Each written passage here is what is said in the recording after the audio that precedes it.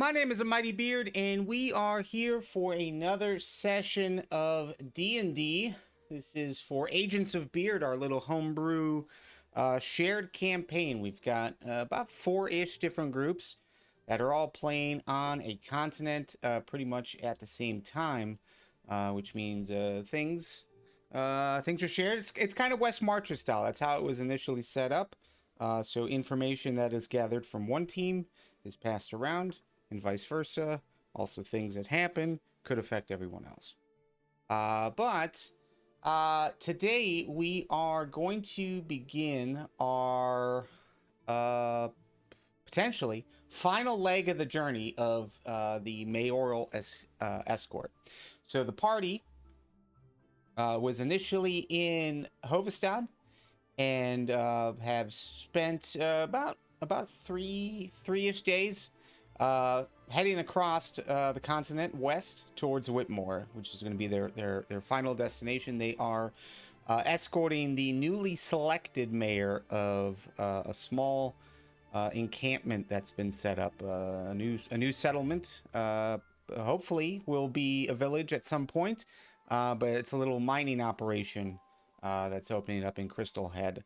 So yeah, because of that, the government, they selected someone to kind of run things over there and manage things. And yeah, this party is in the process of delivering them to their new town.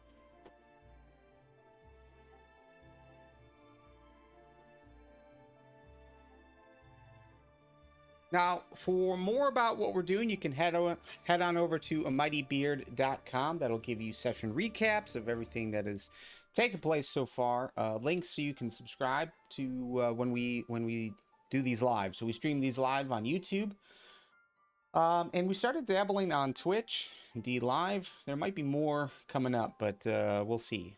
We'll see how much my computer can continue to handle. As far as that goes, but it's also available on the YouTube channel and in podcast form. But again, all those links are on mightybeard.com. With us today is AlethaPrime. Say hello. Well, hello. My name is AlethaPrime, and I will be playing Wisp Ithrian, the wood elf druid, who came from a very small elven village in the jungle that was in charge of keeping an eye on a portal to the Feywild that suddenly closed, and she doesn't know why. Oh.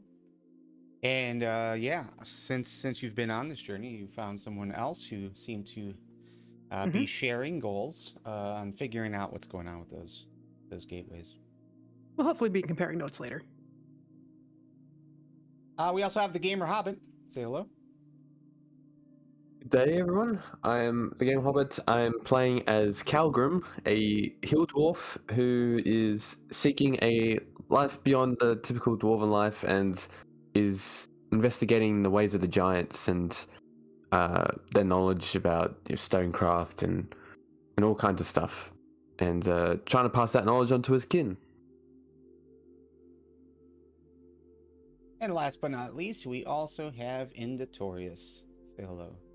Hello, I am Inditorias, and I am playing Velskel, a gem dragonborn from the House of Dusk up north. And he had a bit of a rough early life, and he's trying to make amends for a lot of the damage he caused, and trying to help bring in his people into living with the people of the continent as opposed to living against them. Okay. So, yeah, we're gonna pick up this session in Pumpkin Town. So that is where we had left off. You guys spent the night in Hillview Stop, saw some things, and then headed to Pumpkin Town. You've got about a half a day's worth of downtime between lunch and dinner to handle whatever you'd like to handle. But at least for a full recap, Vels, not to put you on the spot. And I know your situation is a little bit different. You only have a single monitor. But last session, you said you took a lot of notes. And I'd like to hear what you took. Can you do the recap for us? Oh.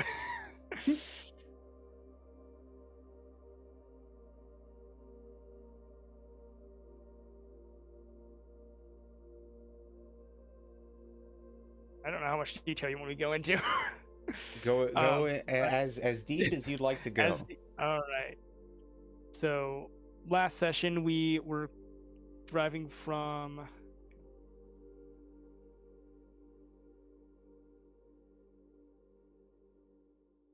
Golden Grove to Hovedstad and making our way into Pumpkin Town. And Vels, at least, well, all of the party, throughout the journey, we walked around, talked with everyone in the caravan for the most part, trying to see are they good people, doing our job protecting the mayor and all that. And at least Vels, what he found. Let's see. So we have Jabal, mysterious man that we had a bit of an adventure with in Golden Grove. Come on, computer, you can do this. And then we also had the dwarf family, who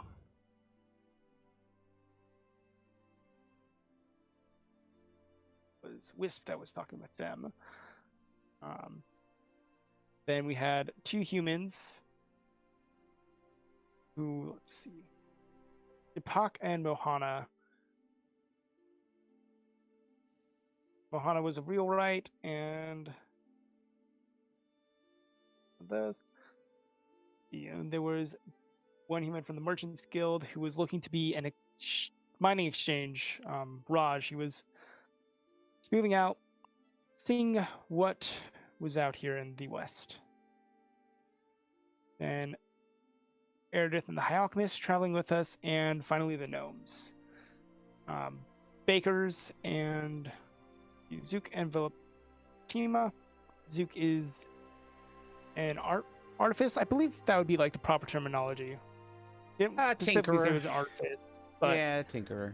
I mean, considering the skill of his craft, he's probably an artificer. Yes. Fair assumption.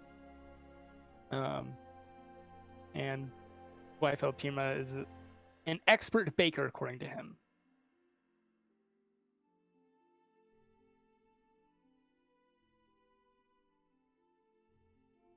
Those are my notes for the most part. Oh. Okay. We did hang out in Pumpkin Town for a short time. Yeah, we hanged out for Pumpkin Town. Bought some candies for kids, and then Vels and Kalgrim went and explored some ruins, and I don't think we were able to find out a whole lot about the history, if I remember correctly. One thing I do remember was the little girl with a doll that keeps saying, "It's coming." And it's driving me crazy as to what that means.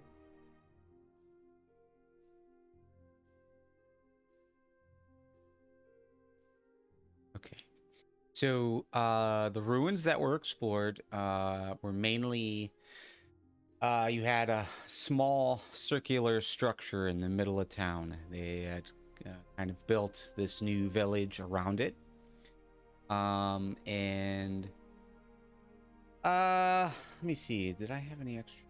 Oh, yeah, Kalgrim with stone cutting.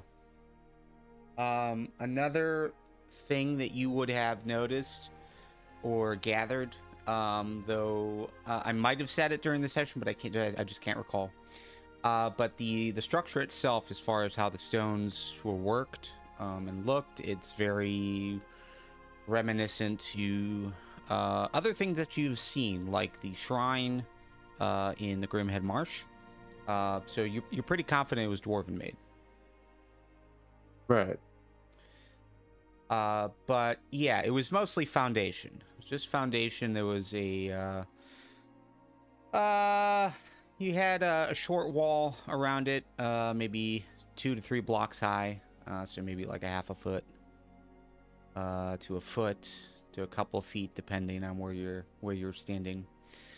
But in the center was a circular engraved pattern on the ground that Vels would have recognized as at least similar enough to a transportation circle. So it had some rune markings around the outside of it, and it just seemed to kind of match up with his understanding of that kind of device. There was a magical energy as well coming from it, so it doesn't necessarily seem like it was active recently, but it still like carries that energy. But yes, you guys didn't really get much information about it. As far as the doll goes, the teacher that was with the children suggested that she had found it, and she just brings it everywhere. It's annoying, but yes, it says the same thing over and over again.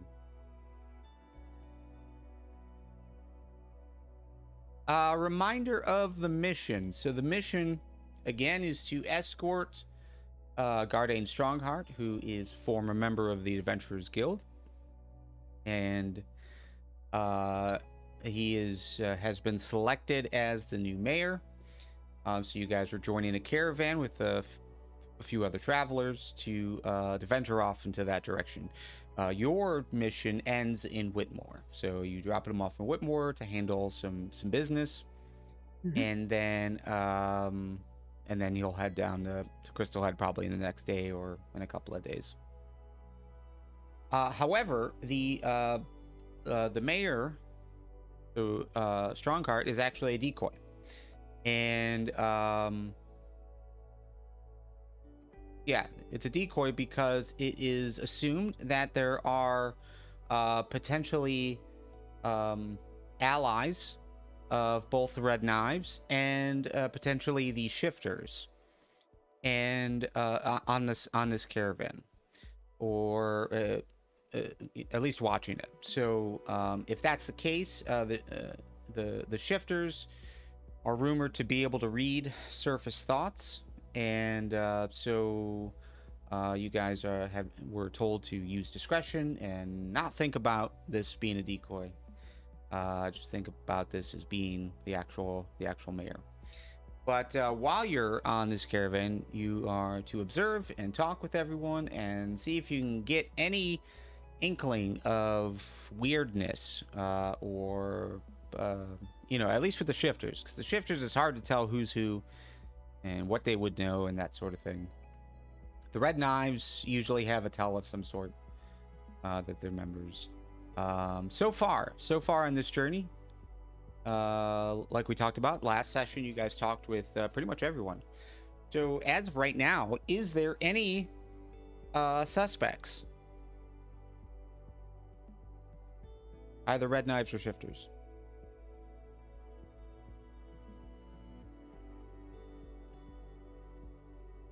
Yet to be determined. Seemed like a lot of what was said was fairly innocuous. And in hindsight, I'm thinking we probably could have done more insight checks, but that's in the past.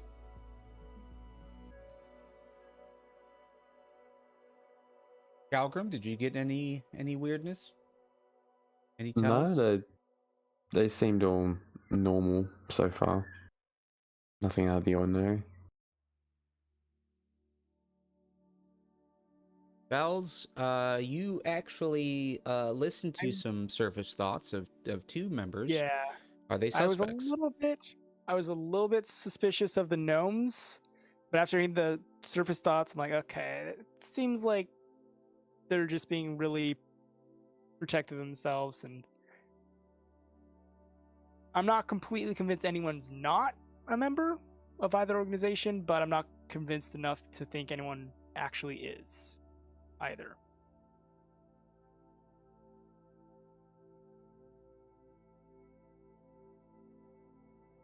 And so far with Gardain Strongheart, Anything interesting you guys took from your conversations with him?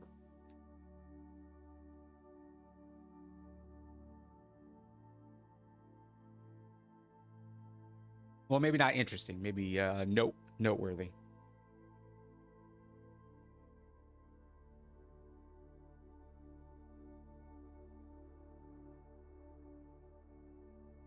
Did you say that he had been a former member of the Adventurers Guild?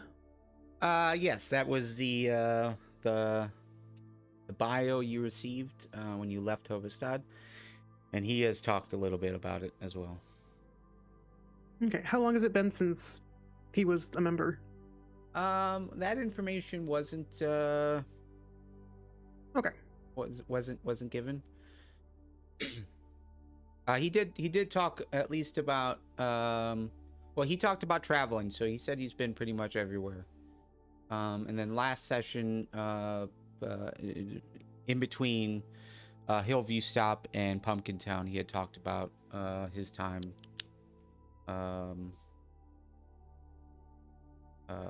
just like one mission he was on.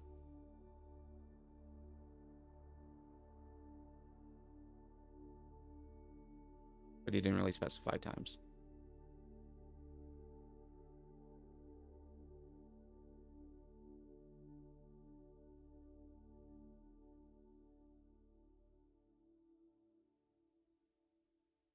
Yep, hard to say.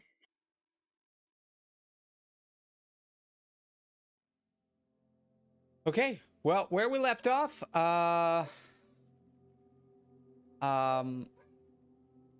Strongheart had headed into the tavern. He suggested that he was just gonna go straight into meetings. You guys haven't gone into the tavern yet. You guys have been outside. So yes, you went to Wisp, you went to the general store real quick, like to get some candy. Pumpkin flavored candy sticks. And Vels and Calgrim, you've kind of stuck in the center of town, which mainly just that ruin. There's a few buildings that surround the downtown. So you've got the inn, the Catnip Inn, which is the tavern. You've got that general store. It seems like those are the two main buildings here. Everything else is seemingly residential or farmland, from what you can tell. Looks like there's some construction going on for potentially new shops downtown.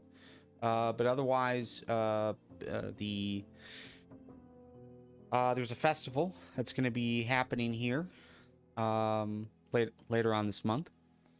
And it seems like it's an annual festival that they put on here at Pumpkin Town.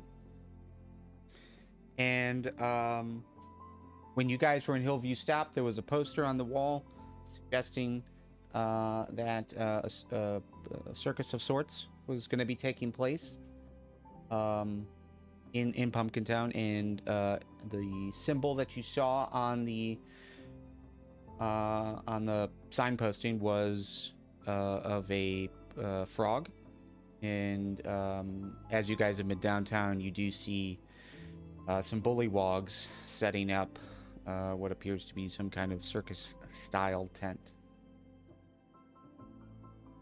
Everyone else on the caravan is kind of split up, all doing their own thing. So a few have gone into the general store. So what do you guys want to do?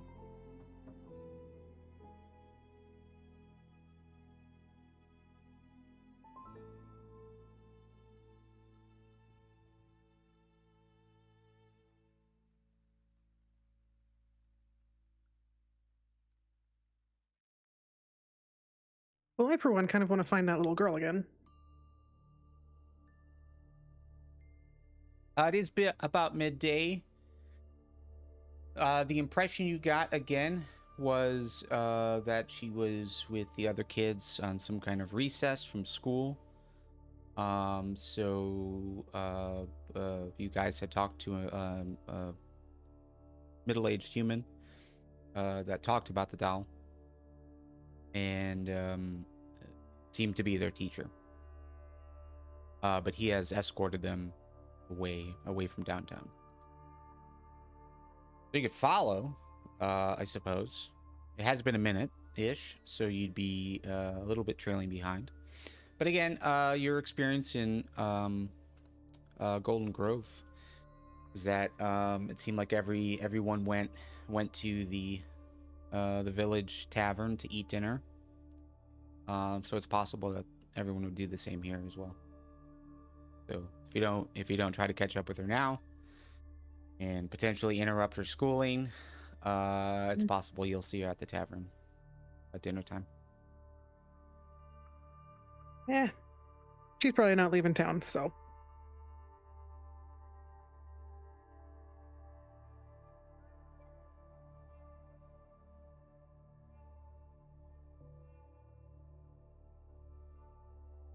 Galgrim, anything you want to take care of while you're here? You guys have about, roughly 4 or 5 hours before general meal time. Might check out the farmland, maybe.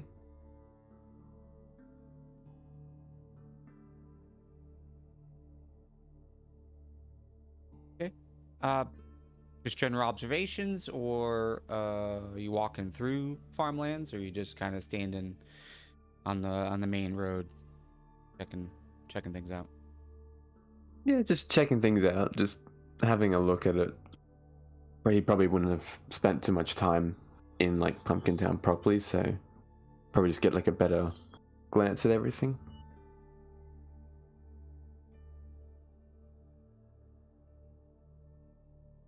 By the way, everybody roll D6s, please. Ah.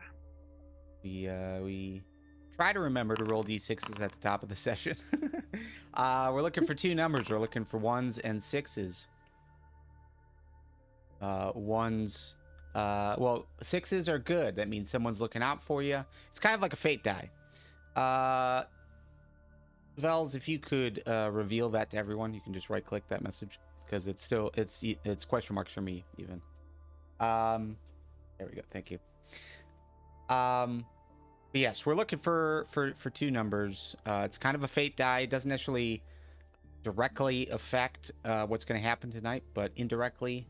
So yeah, 6s means someone's looking out for you, so you might find some extra information, or you might see something you wouldn't have normally seen without a roll, or yeah, something.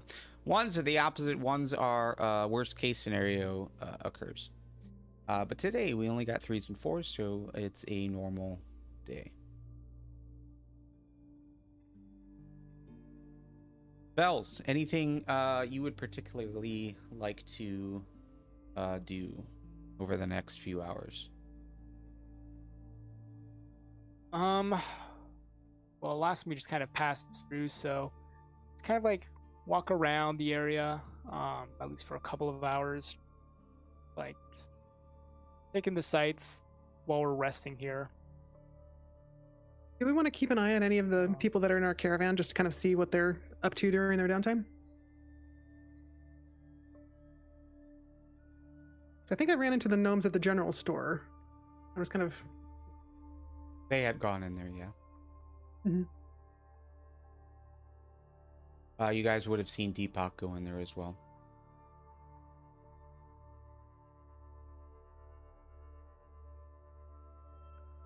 Raj That's right. and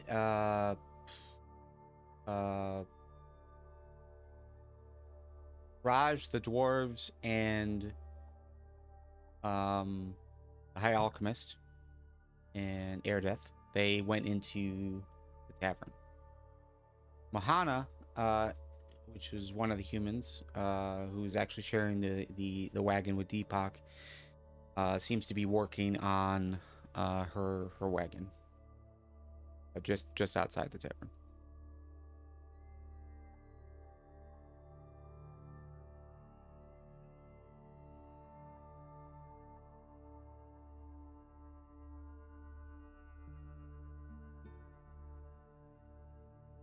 The 2 heavies that are with the gnomes, those half-orc brutes, if you will, they are also in the tavern.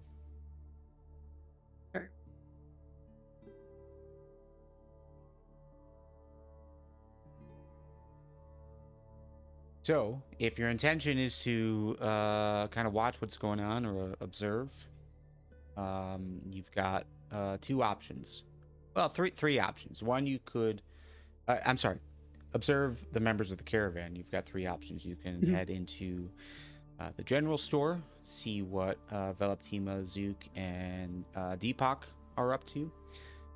You could head into the tavern to see what everyone else is up to.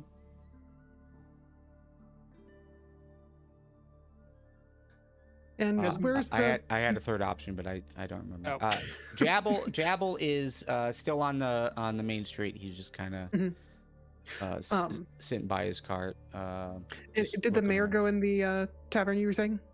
Yeah, the mayor went. Yeah, the mayor went into the tavern. You could also talk to Mohana, who is working on her wagon. That was the third option.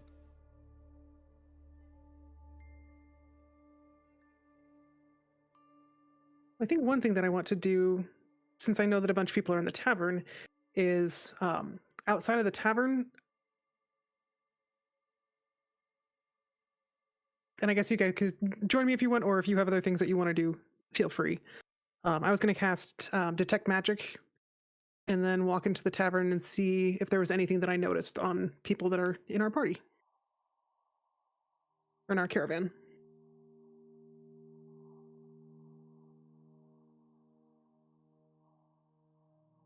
I don't necessarily want the people inside to know that that's what I'm doing.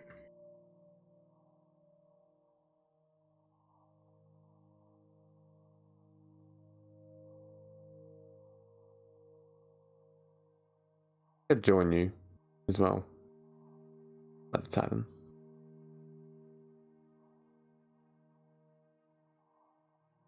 Walking a lot of them might not hurt to sit down for a little bit. Yeah. Yeah, But since I don't have any magic, I'll probably just good you know, point. just look at it with my own eyes.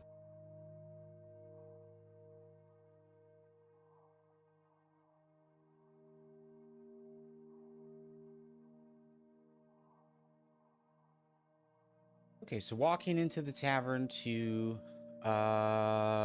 detect magical things.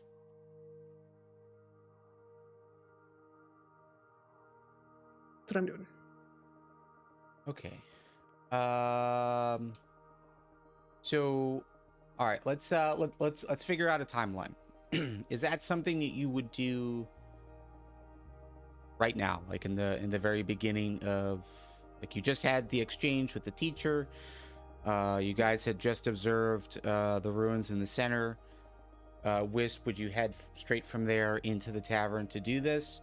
Because it seemed like Calgrim, you wanted to walk around for the next couple of hours and just check things out, just kind of rest your mind a little bit.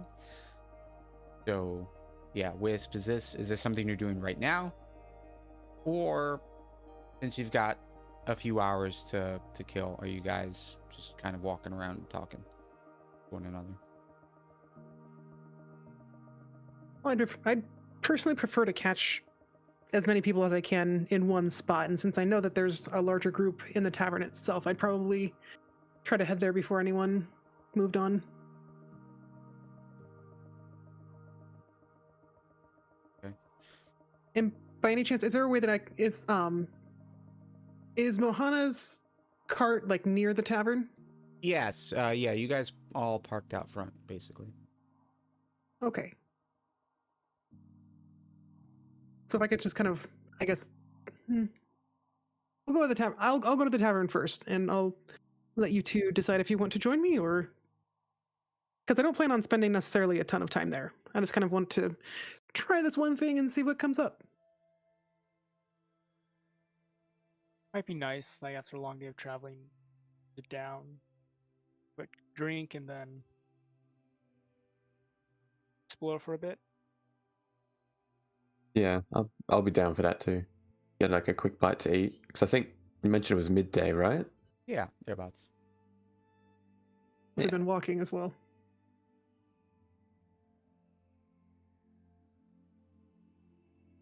Sounds good. Okay, so you head into the tavern. Again, this is called the Catnap Inn. As you walk in, it's a small place, about the same size as the establishment in Golden Grove. So you've probably got seating for maybe 50 people, as well as like spots at the bar. Everybody roll me just a perception check. Okay. Perception. Whew. Ooh. Crit 23 from Vels. Okay. Nice. All right, so some things. Oh, and are you detecting magic as soon as you walk in? I was going to cast it right before walking in. Okay. And that lasts, what? 10 minutes. 10 minutes, okay. Let's read that real quick. So 30 feet of you. Sense magic in this way. Yeah, I would say it would be a fair assessment to suggest that you walking from the doorway to the bar and maybe to a table would give you that full view of inside the bar.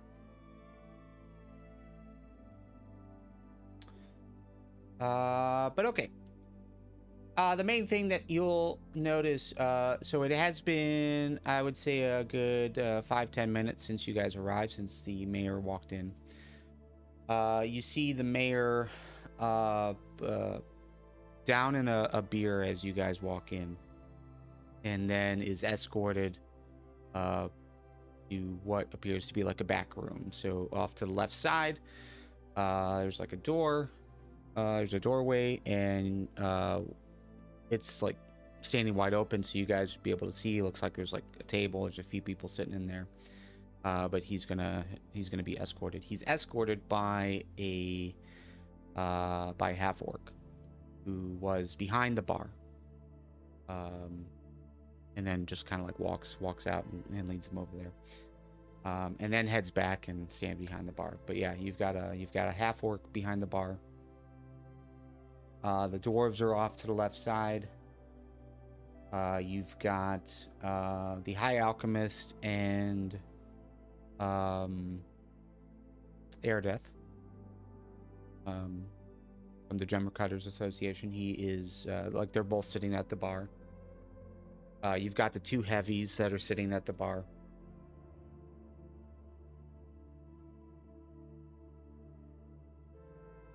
There are a few people sitting around at tables. Seems like regulars, maybe residents.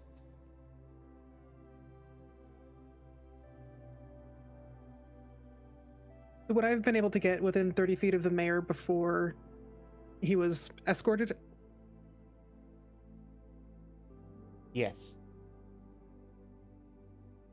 Okay. Yeah, I'm mostly trying to detect to see like which people may potentially have magical items on them or something of that nature. All right, so let me read this again. So, you see a faint aura around any visible creature or object in the area that bears magic. Learn at School of Magic, if any. Okay, it can penetrate most barriers. So, you would know that the mayor, and you would have known since you guys have been traveling with him. He carries a short sword with him, and you would get a sense that his sword is magical. Okay. The two heavies, they would have. Oh, I'm sorry. The mayor would also have something in his pocket. It looks circular.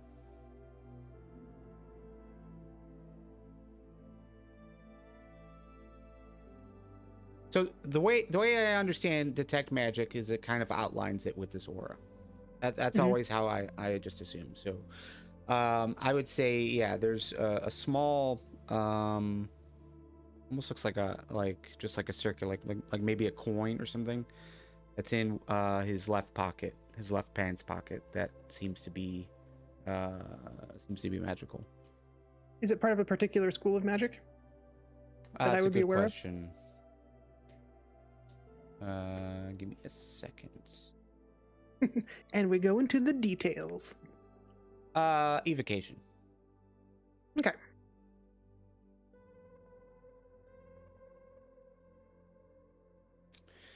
The two heavies with the very clean weapons. Both of their short swords are magical. In some fashion. Okay.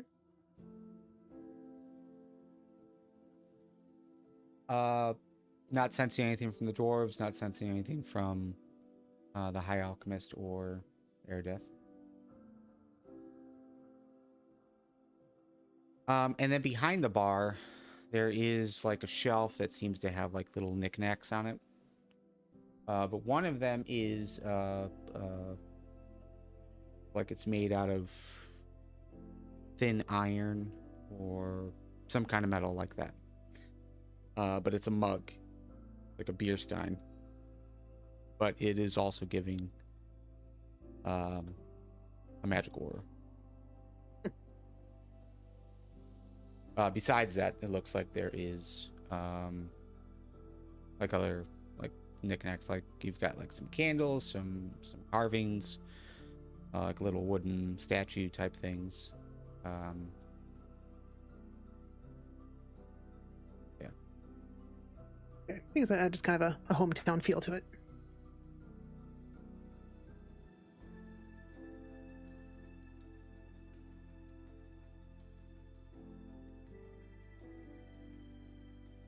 Well, I'm going to make note of all of these for future discussion, and I guess we head up to the bar to order some food and drinks. There is one other thing. There is one other item. There is someone else that's sitting at the bar, kind of by themselves, just kind of like at least spread out from the others that are there. Mm-hmm. There's about maybe like 15 stools sitting like all the way at the other end. But it seems like he's got something magical on him as well. Which can't quite make out what it is. Okay.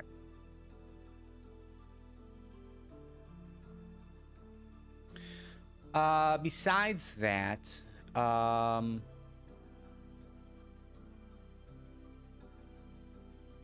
yeah, it seems it seems like maybe just kind of like a slow period. You got a few people, as far as like the residents that are sitting are not drinking, just eating. It seems it looks like a small meal maybe. Yeah, everyone else that has come in from the caravan, they all seem to have drinks in front of them, but no food yet. Vels, off to the right side though, what you're going to notice is there seems to be so on the left side is kind of where like that room that the mayor went into. You've got some more seating, so the dwarves and the High Alchemist and the and Air-Death are over there. You've got the bar that's kind of like in front of you guys as you're walking in, and then you've got some seating on the right side. The seating is like everywhere is mostly just long tables in the center of the room with like benches on either side. So it's not like individual tables. But on the right side though, there are a few I don't know, stalls. Would you call them stalls? More of like a bucket seating type setup. On the just like along that wall. And it kind of wraps around the corner. So there's let's see, there's 4 of them with a 5th, and the fifth is like in the corner. And Vels, just out of the corner of your eye, you see a man sitting there by himself. Seems to have a beer in front of him. Wearing a hat. The hat's kind of down. Just seems off, but yeah, it just seems off that he's sitting booth seating. That he's just kind of sitting by himself in the booth. But yeah.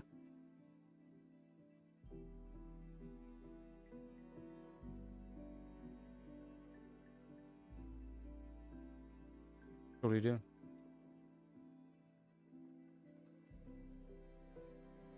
So as we take a seat, I'm gonna point out the guy and say, Matt over there, I don't know, something seems a little off. Maybe he just wants to be left alone, but might want to keep an eye out.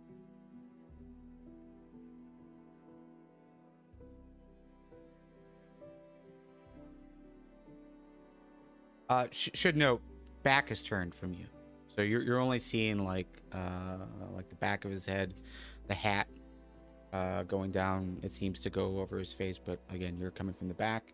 But yeah, you do see the mug, and that's it on the table.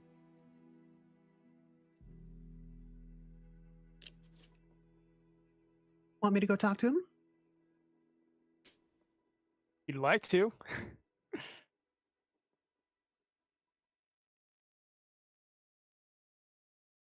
Well, I mean, if it seems odd, might as well.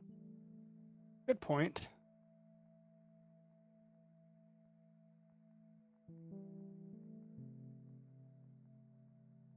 Why don't you order some food for me and I'll see if I can get a read on him. Will do.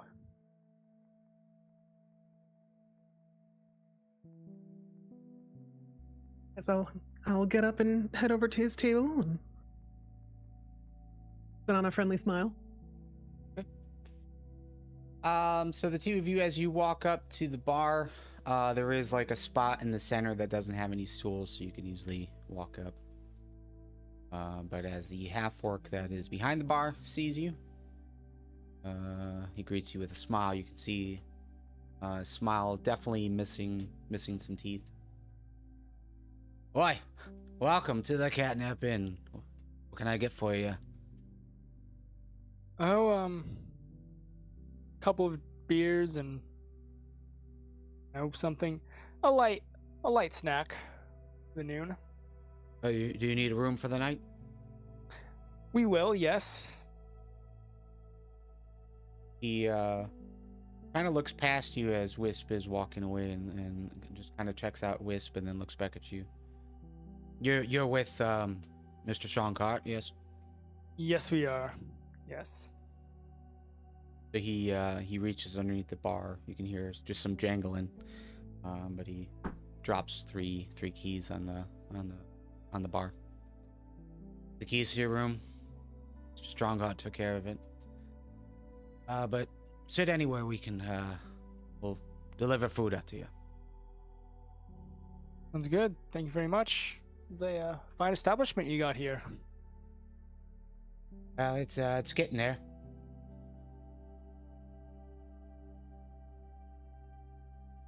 Well, to a weary traveler, it's a lifesaver.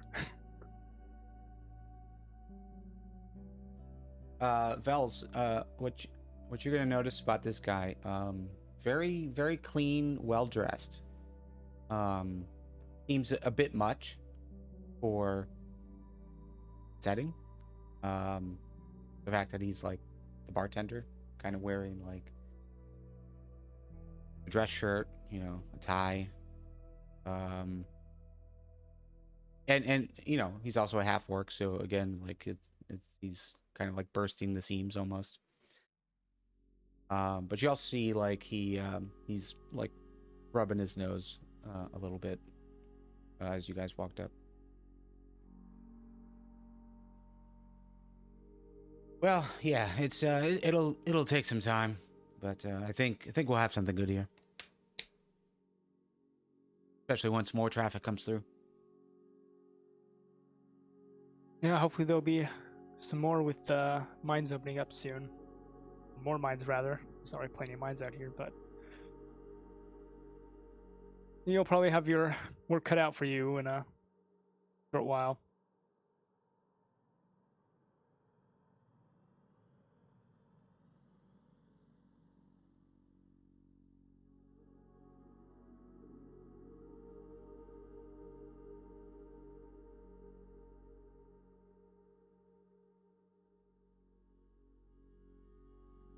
You guys just find a seat somewhere. Yep. There's a few empty bar seats, or again, you've got that long table. Probably the longer table. Okay.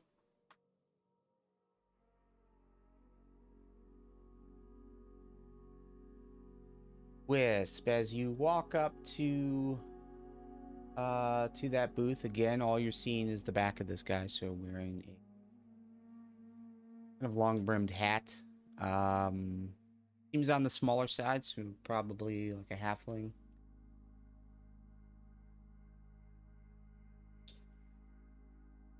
How are you approaching this? Well, I'm going to pull some extra candy out of my pocket, because I bought more than enough for the kids. And so I walk around enough where he can, like, see me coming, so it's not a complete surprise. And I walk up to the table and say I happen to have some extra candy in my pocket and thought I'd bring something sweet over to your table. If you would like. No pressure.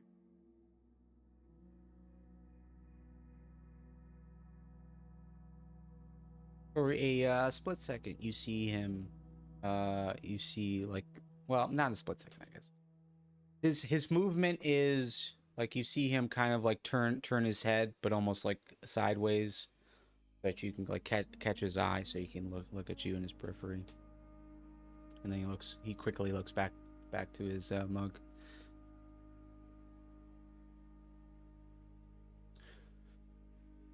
I think I'm okay.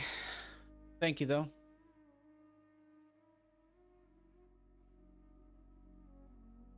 How you doing on that drink? I'm good for now. I don't need any more, but thank you.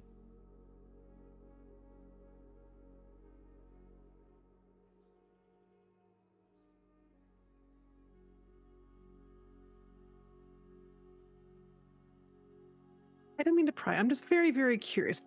Are you from here, or are you traveling through like we are? And at that, he fully turns to you. Oh, I'm sorry. I thought you worked here.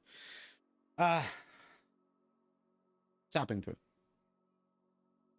Like, yeah, we're probably gonna be spending the night here. We got all the way from Hillview earlier today, and fortunately the weather was nice and clear, and about ready to sit down and rest my feet. Yeah, it's been a good day so far. So you're traveling alone? I'm just meeting some friends.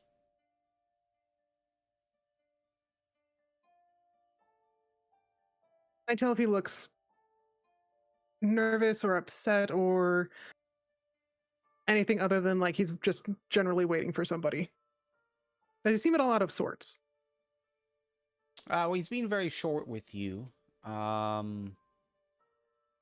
He definitely seemed to be caught off guard with the conversation. I think that those would be obvious. Go ahead and roll an insight.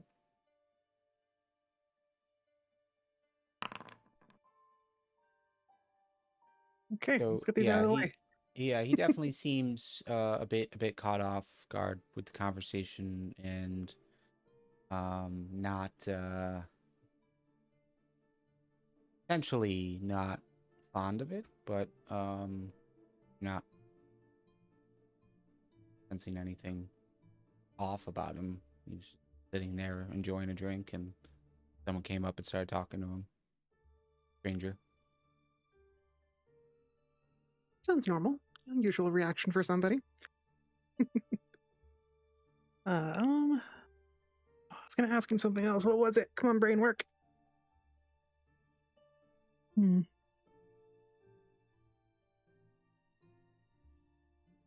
Well, it's gone.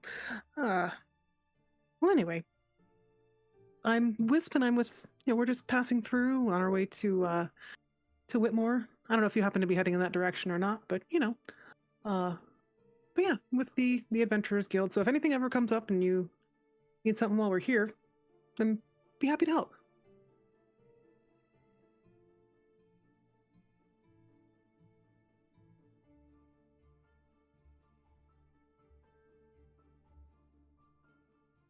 With that, he kind of gives a smile.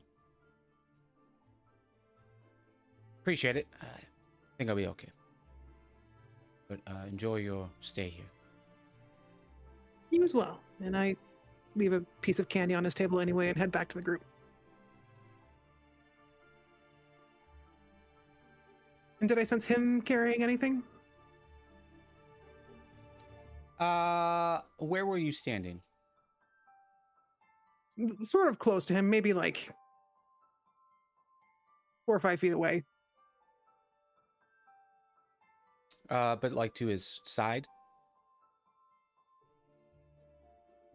Yeah, kind of like if he's on one side of the table and there's a bench on the other side, I'm kind of in the middle. Okay. Enough where he can, see me and it doesn't seem like I'm, trying to be too weird, I guess. I don't know. You didn't notice anything sitting next to him, like he didn't have like a bag or anything like that propped up in the seat. Not that you noticed. He is wearing a coat. So you don't necessarily notice anything on him or hidden, nothing bulky. Okay, let's just I still have detect magic up, and I'm just checking. Yes, that is accurate. Yeah, you're Okay. not sensing any magic on him either. Well, guess we'll go find out what's for lunch. So I head back over to Bells and Cal, and yeah, basically he's traveling as well, and I guess he's meeting up with some people here. And other than that, it was kind of hard to get a read on him. Real quick before we Seemed continue, nice. can you roll me a perception check? Yes. Perception. Go. That's more like it. Can you roll me a history check? Ooh.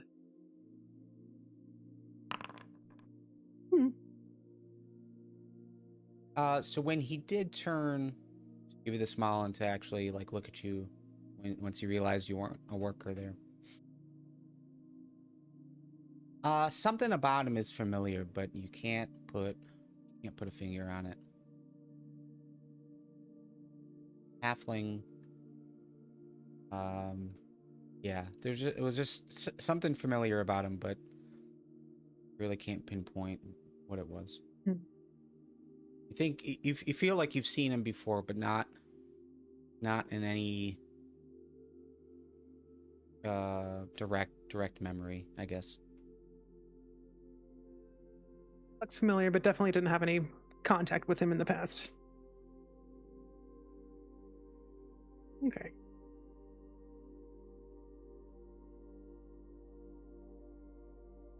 Yeah, there's just something about him that face looked familiar, but I can't, for the life of me, place it. He seemed nice. Oh, that's good. At least that puts my mind a little bit at ease.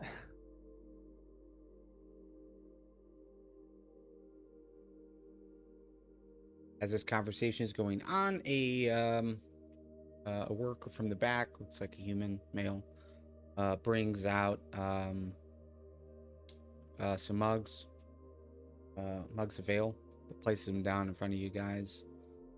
Walks back into the kitchen a few minutes later, brings out a small spread of food. You've got like fried potato skins, little sandwich, cut pork, maybe a roll.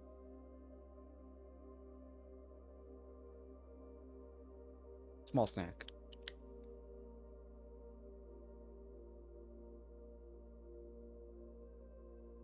Doesn't say anything, just drops off the food and heads back to the kitchen. Thank you.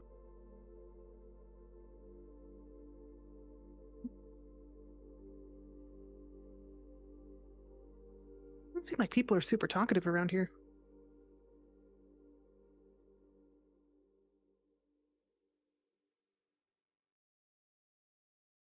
Maybe it's just the norm. Maybe they're probably a bit more reserved. Yeah, reserved to outsiders. That wouldn't be too strange.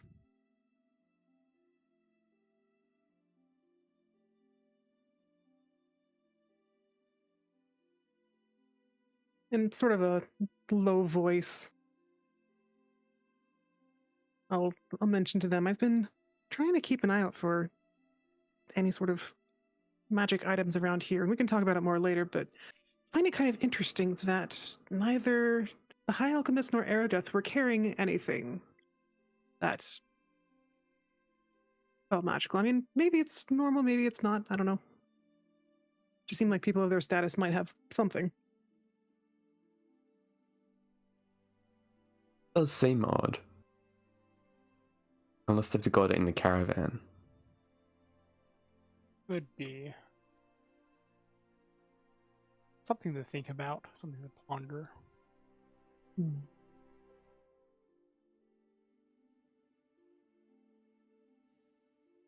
Maybe we can do some more checking after lunch.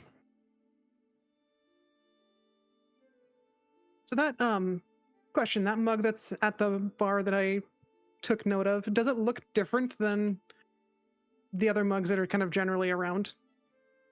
Yeah, you guys didn't really get any sense of interesting markings on it or symbols or anything like that. Okay. The mugs that are normally used are, well, I mean, I guess it kind of varies from place to place. You've got your glass steins. You've got glass steins are normally like a Hovedstad, Easton Whitmore thing. The small places. You've got some wooden ones that have like an interior that's maybe a metal of some kind. This one in particular though is just made out of iron, so I guess that's a little bit different.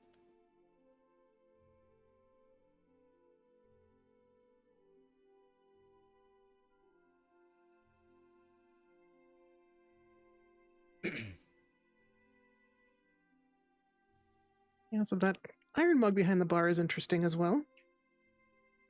Not sure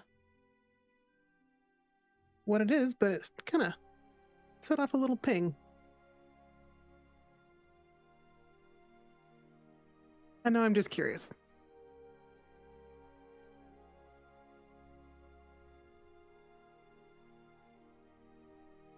Apparently there's a lot of little mysteries in this town that I wasn't expecting.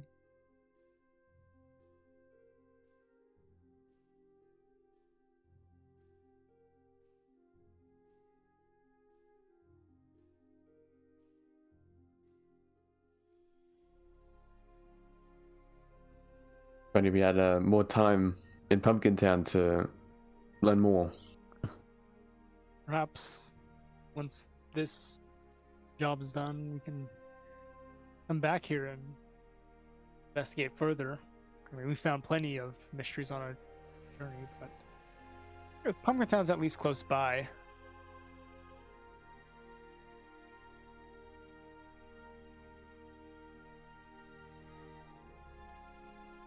Sure, we'll make our way back to Hovedstad eventually as well, so.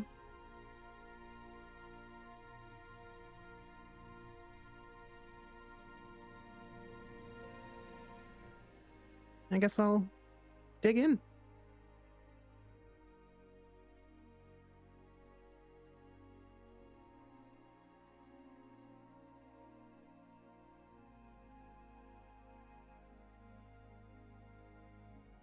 Anything you gentlemen would like to do here?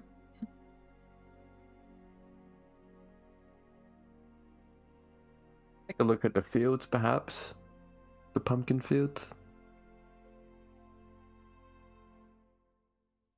Yeah, it would be nice. I mean, I've only passed through this area.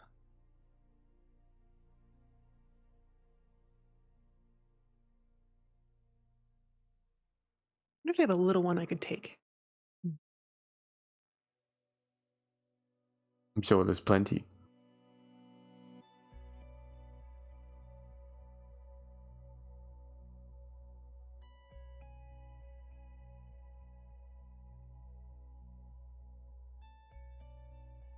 I guess we'll finish up our meal and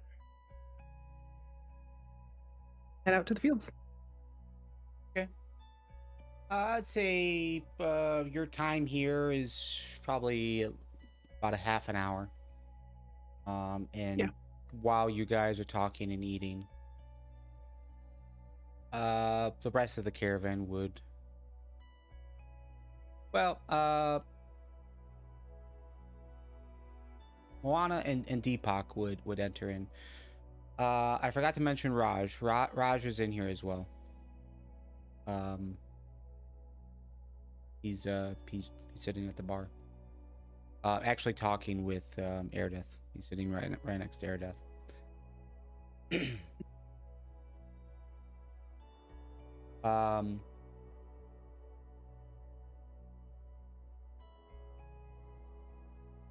Jabal does not enter. You haven't seen Veloptima or Zook yet.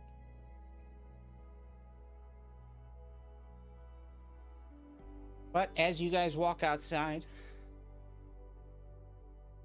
you see Veloptima and Deepak. They are standing at their cart. Seems like they're loading in some stuff. They've got a laborer, human, maybe mid-teens, just kind of loading their cart. Looks like they've got pumpkins they're loading in there. Got any room left on that cart? It appears to be a tight squeeze. They are kind of conversing about where to actually put everything.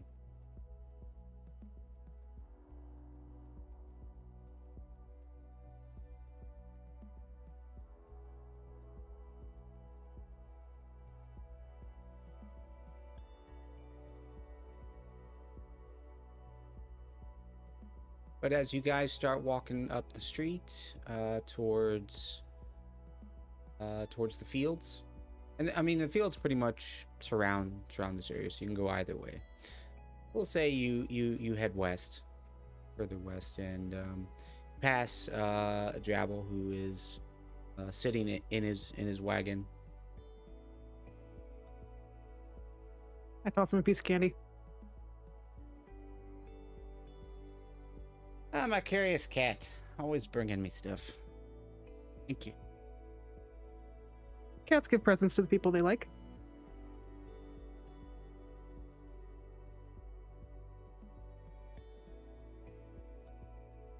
And that's about it. Yeah, you pretty much have farmland all around you, just fields. A mixture of crops, but the primary crop is pumpkins. Seems like probably very soon it'll be the main harvest time, which fits about the time of year. But yeah, those are just like closer to the road, but just like looking off. You've got a few hills that are in this area, north and south. And yeah, you can just see like the hills. They're just covered with these pumpkins. They look wild and uninhibited. Seems like they're just like what's in town is more organized for sure. But yeah, every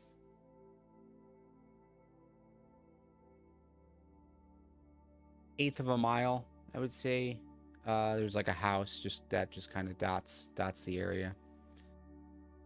So in the fields you see some workers, but definitely near the house you see activity pretty much around the houses. Very similar to what you saw in Golden Grove as you looked around.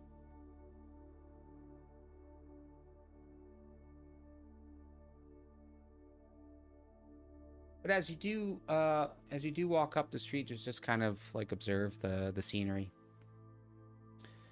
You do see one farmhand just kind of leaning up against a fence post, takes a handkerchief out and wipes the sweat off his brow. His arms and knees are pretty dirty. Got like overalls on.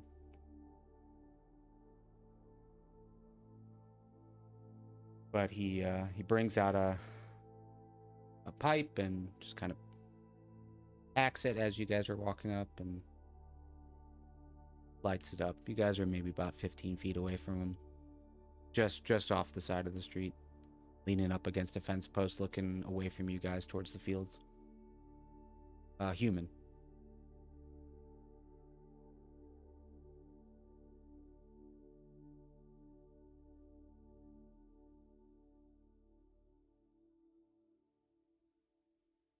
Anything in particular you guys are looking for?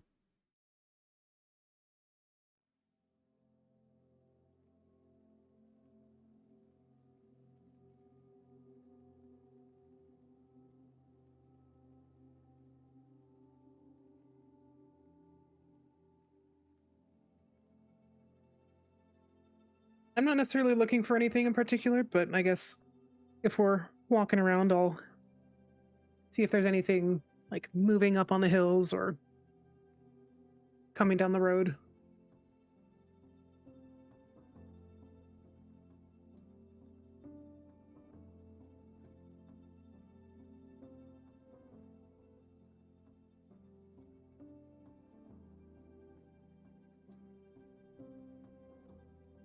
The assumption that is this what you guys are going to be doing for like the next hour or two?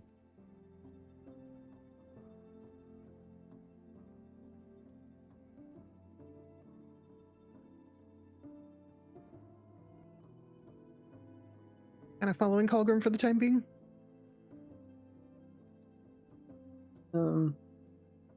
Probably be out there for a little bit, and then I don't know. Maybe you go to the wagons afterwards.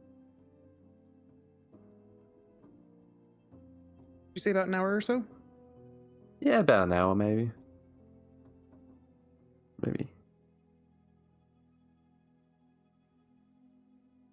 Looking off into the hillside, use the farmland. You're not. I mean, you do see movement. It's mostly workers, like people who are working the land.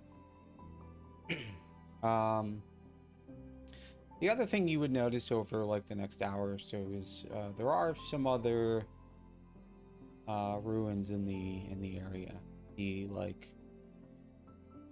Just kind of dotting the hillsides and the farmland kind of like going around it, but not full structures. Again, very similar to what you saw downtown, but some stonework that's still there. They just kind of leave as is.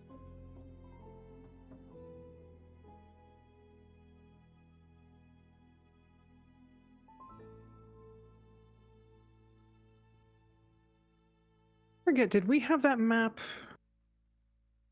like the old map of the continent, or was that? I think Was I it at do the have that with records? me right now. No, because I held on to it. That's right. I think. Yeah, Vel's was given a copy of the map. And if you guys on the top left, you've got like a little arrow, but you guys can view the continent from there. Around that area, maybe it looks like there was some kind of city.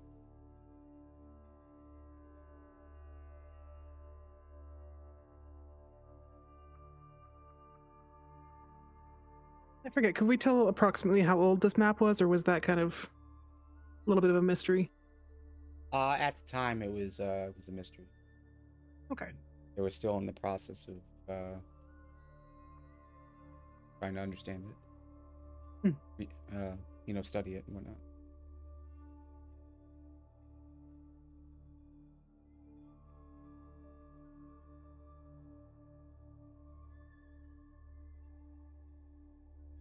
at least we can place another set of runes.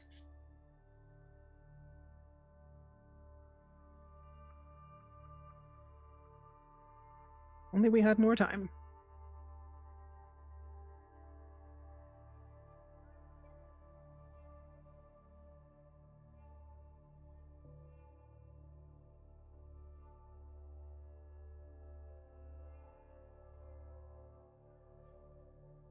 Did you want to go and look at the ruins, Colgrim? Or are you good? Yeah, sure thing. Since we're out and about. You've got one main road going east to west. But in between properties, you've got gravel dirt roads that you can easily walk up. Takes you a little bit to get up past some of the farmland to get over there, but yeah, we'll say you walk up to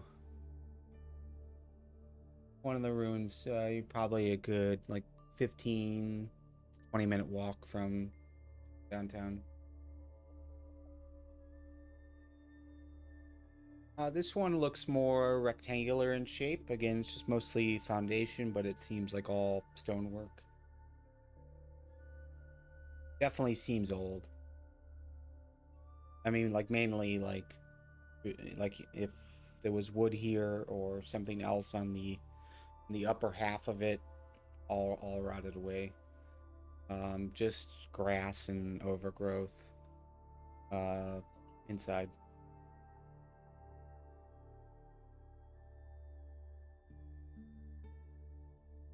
I'd say this one in particular that you walk up to is in between farmland, so it's almost like you've got the road that kind of breaks to go into the actual farmlands to the houses, but just walking past that into the field, grassy area. See, it's where this ruin is, so it's there isn't a road to it or anything. You can easily walk to it.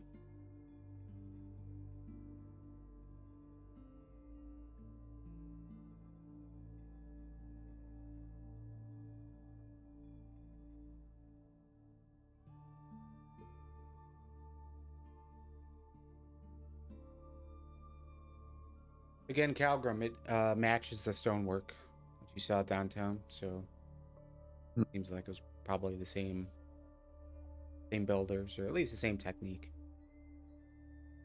Okay.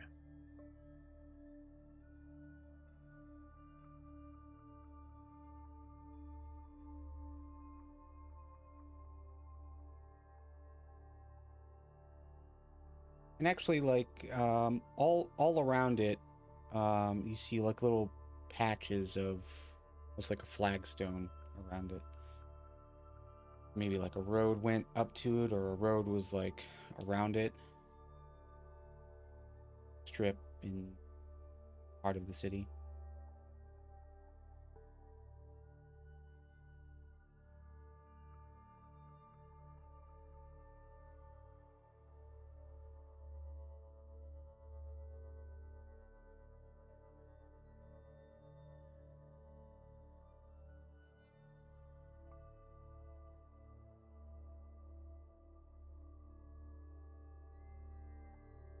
Imagine what this place would have looked like all those years ago. Yeah, judging from the number of ruins, there were probably a good number of people around here. Yeah. And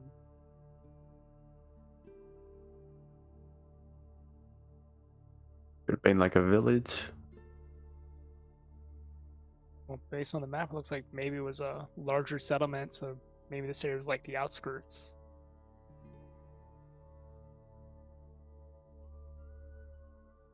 Yeah. If the land was anything like it is today, it would have been easy to grow food and everything here as well. Yeah. Imagine lots of farms throughout the area.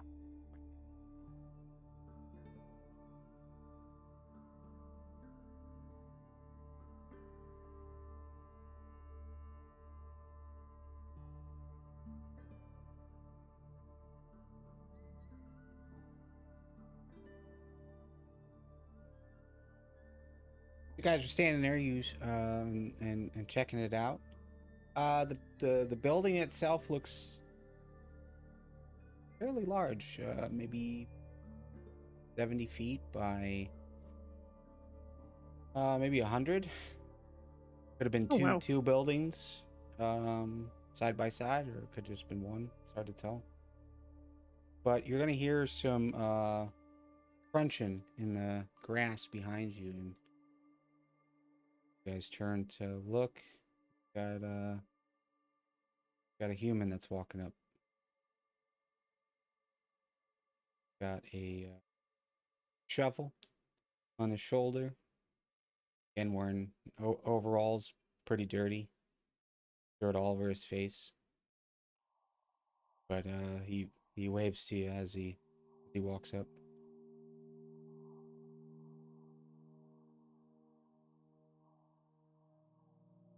Can I help with anything? We're just checking out these ruins over here, just in awe, basically. Yeah, there was definitely something around here. Type of structures all around. Like maybe there was a city here at one time. But it's a By the looks of it, yeah. bit of a mystery to us.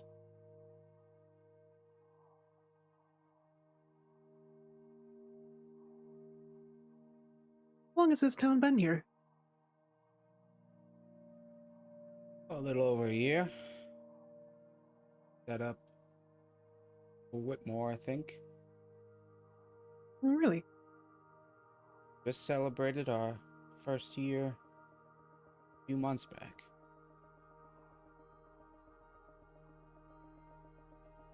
Oh, definitely a nice spot to settle down. Yeah. The land is ready to be farmed, that's for sure. Wild Speaking pumpkins, of which, I heard. they definitely add a nice resource. Keeping Speaking of which, I heard there was all fed. I hear there's a festival coming up. Oh yeah, harvest. Yeah, we our town's way of trying to bring more tourists in, I think. Mhm. We'll see. I hear it's been in the Hovedstad paper.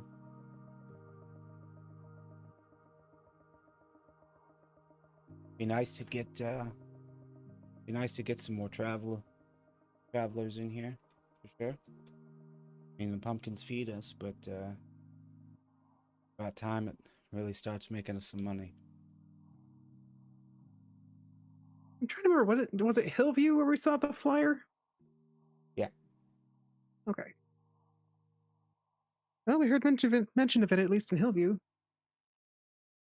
But I wouldn't be surprised if word is spread.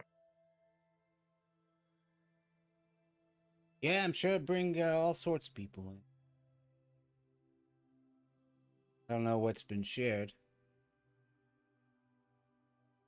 You know, we've already saw some travelers wanting to get involved. Really? Like additional farmers or people from all walks of life? I know there's some bullywogs downtown trying to set up a circus or something. Don't know much about them. Odd folk, if you ask me. I know much about bullywogs.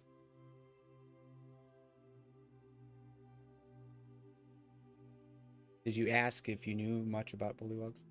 Yes. Yeah, I think you would have seen your fair share of bullywogs walking through the Feywild Gate. Okay. They seem like decent folk, more or less. Generally. Okay.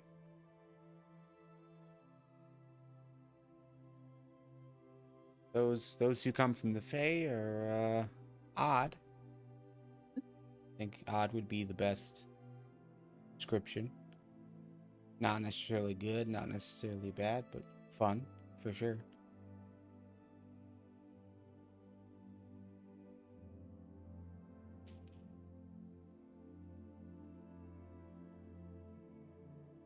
Though again, it's been some time. So you would know that they probably from the Fae. As you're aware, the gates have been closed for 10 years, so it's possible that that's where they came from. Though it's a strange continent. There's a lot of people that have come from ship. So it's possible that they also came from there.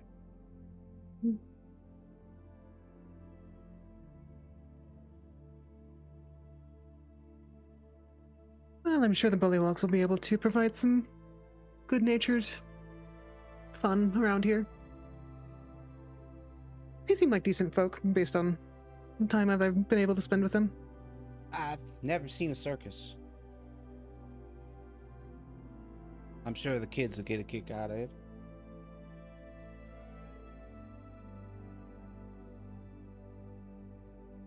And you're traveling through. We are. Yep, on our way over to Whitmore.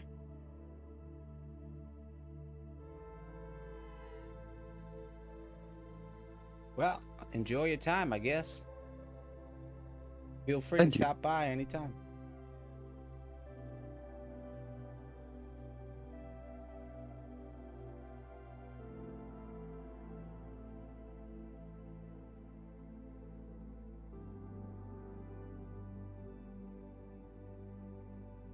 Oh, and if there's anything you need, feel free to call on us while we're still here, which unfortunately won't be very long, but you know, just in case.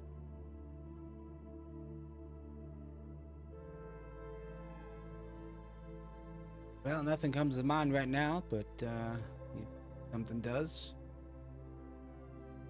sure to let you know.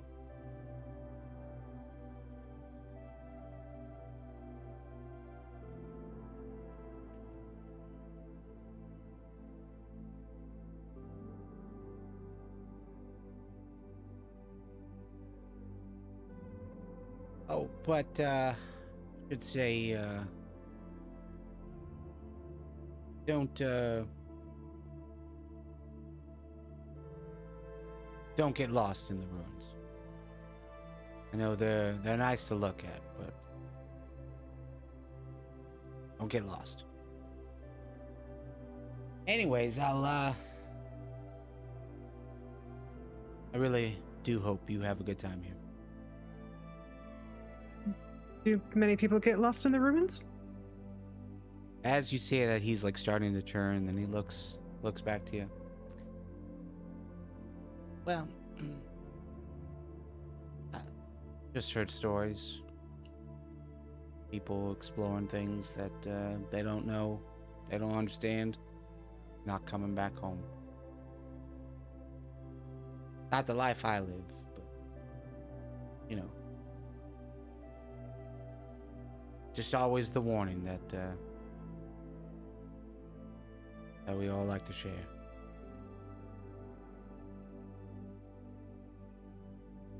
You know anyone who's gotten lost, or is that more of a tale around here? I haven't lived here for that long. I wasn't here. The city was first put together. I see. I heard from one of the founding families. They lost some kids.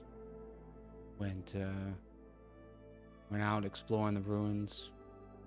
Probably couldn't handle themselves like you all can. Your weapons and stuff. But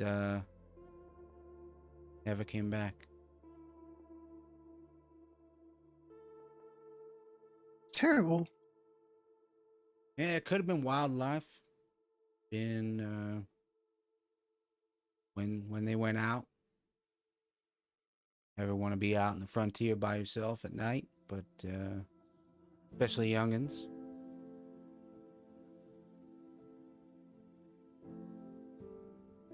Again, it's just stories.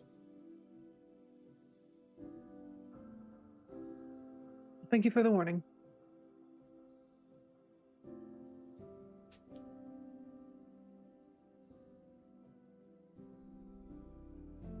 With that, he nods and walks back into the farmland he came from.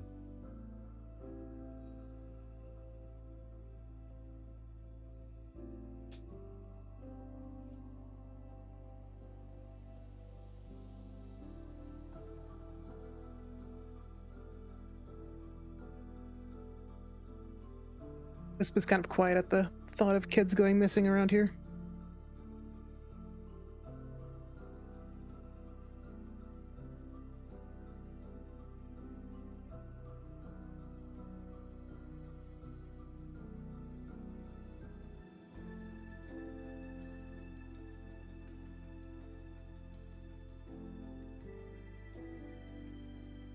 Well, shall we head back? Yeah. Actually, one thing, Wisp. You mentioned, so since you're in a quieter place, you mentioned about magical objects when you detected magic, right? Yes, and I explained the things that I sensed when we were in the tavern. Mostly weapons. What did I have written down? Mayor has a couple of things, and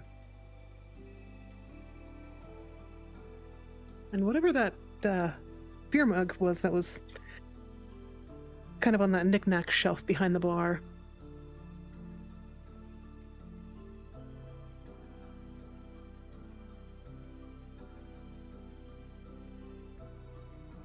Yeah, it seems odd that somebody so practiced and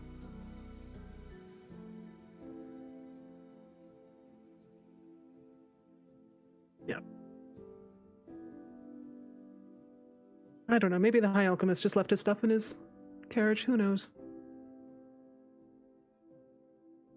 Possibly, yeah.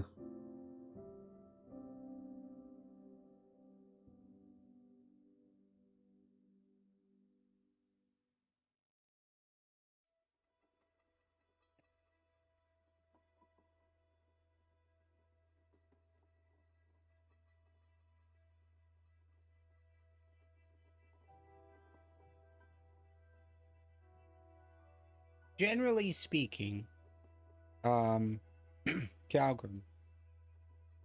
the gist Yeah. you get, just kind of observing, looking around for this hour or so, it's just peaceful.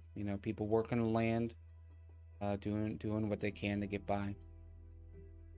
Not too much different than where you came from. Different style of labor, I guess. But it's pretty quiet overall. People work in the fields. But otherwise, it's just a small village just trying to get by.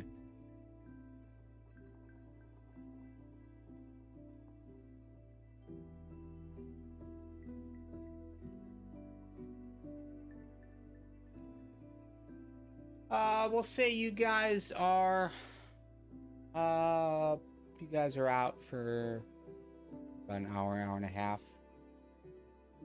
Walking slow, taking in the scenery.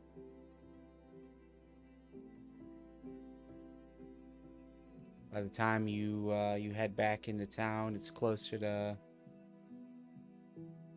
maybe like 4 o'clock in the afternoon. Things are starting to pick up. Some more travelers are coming into town. More caravans. The bullywogs are still setting up their tent and stuff.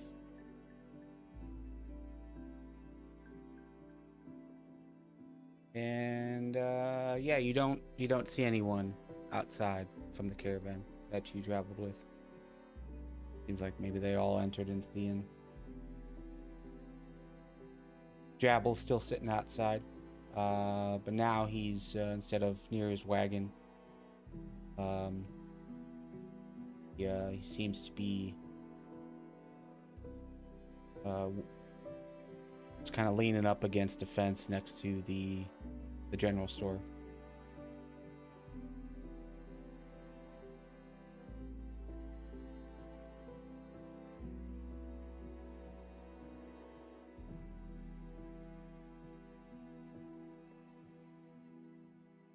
As you walk past, just as you walk past, you see Jabble move, and worker from the general store, same laborer that you saw delivering pumpkins, he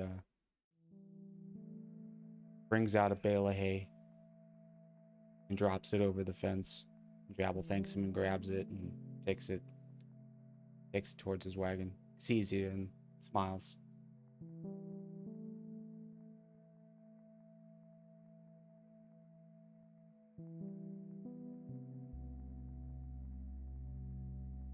Always good to keep your horse happy. Ain't that right? Gotta keep him fed. And a good Like horse. It's like my two companions. And myself, I suppose. Yeah, in the end, they're not much different than us. All want the same things, do the same things. In different ways.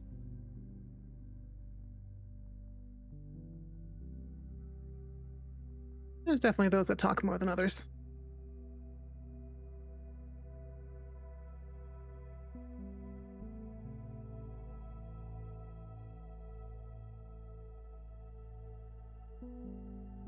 What's the plan? You guys head back into the tavern?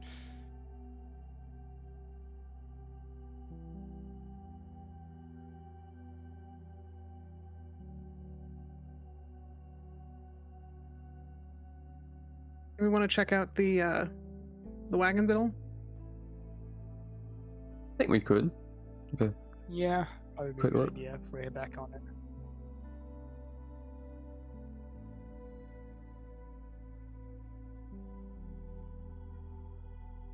I guess we can just start with like a visual inspection of the wagons just to see if there's anything in particular that stands out as strange or out of place.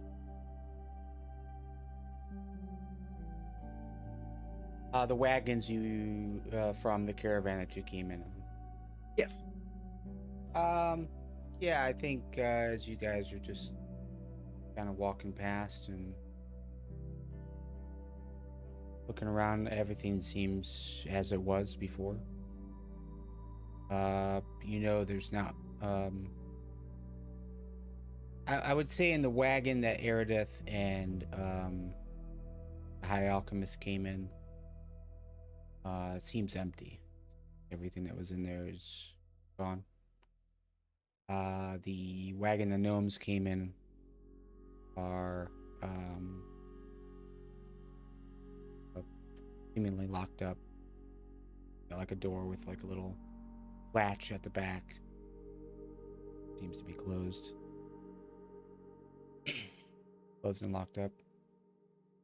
But yeah, everything else seems normal as it was. Maybe tied down a bit more firmer. When you guys were at Hillview, like all the wagons got pulled into that stables. The last time you guys were in, when you were in Groveland, or not Groveland, sorry, Golden Grove. I would say it's a similar situation to what was there. All the wagons were parked out front, so things were tied down a bit more firmly, or locked up, or that sort of thing. You guys aren't really carrying much of anything, so no preparations that you guys need to make for that.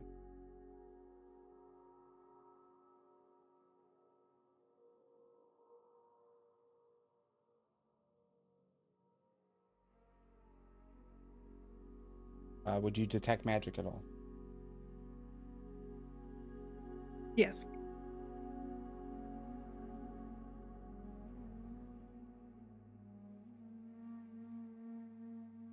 Okay.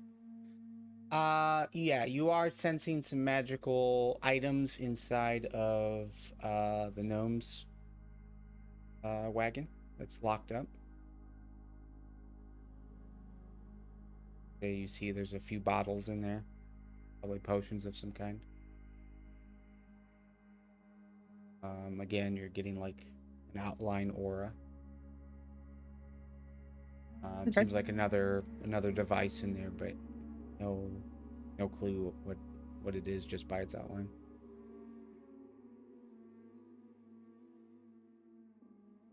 You're not getting any schools either. Everything else seems non-magical.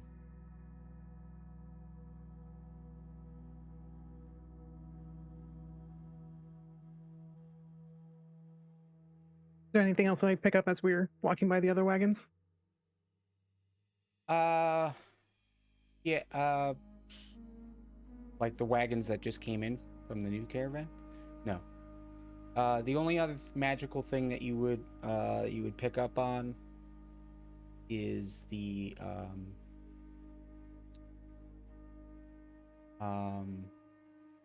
circle in the ruin in the center of town. That's Oh, within okay. 30 feet of you.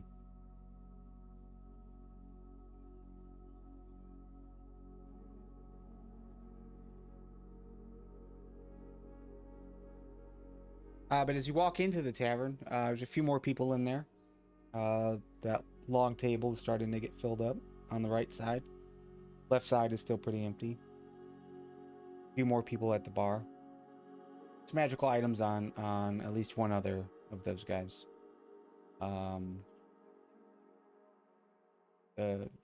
He's new. You don't recognize him.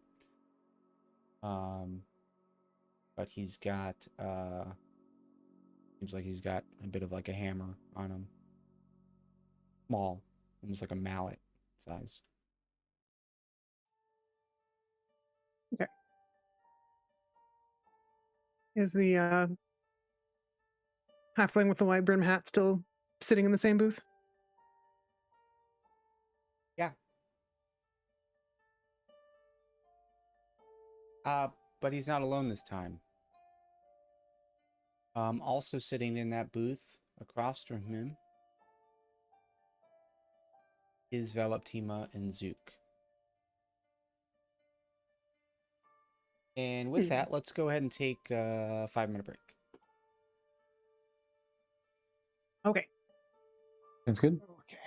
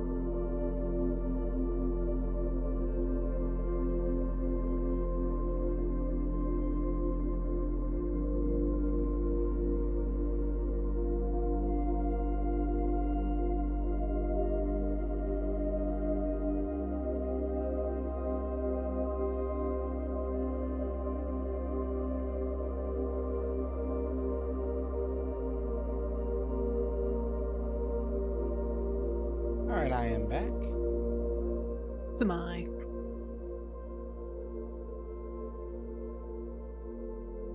Got some apples cooking in the crock pot for like the last 4 hours. They're awesome. Oh, really? Yeah. How much longer do they got? They're pretty much done. It's just super easy way of making kind of a homemade applesauce. It just add Yeah. some cinnamon, a little bit of cloves. I made the mistake of adding too much once, and Yeah. I like adding a little bit of ginger.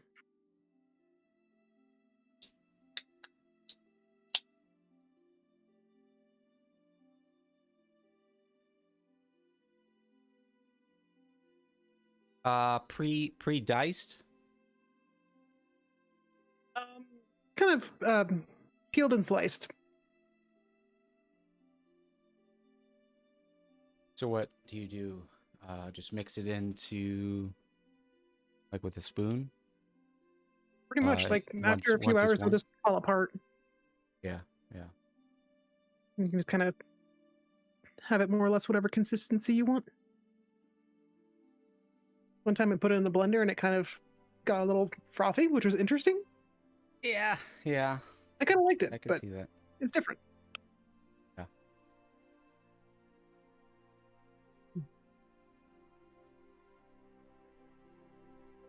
But when it's fall, it's apple season.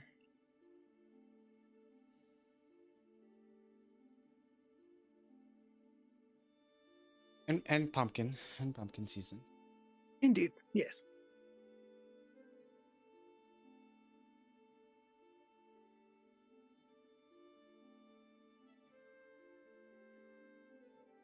For me, it used to be chili season.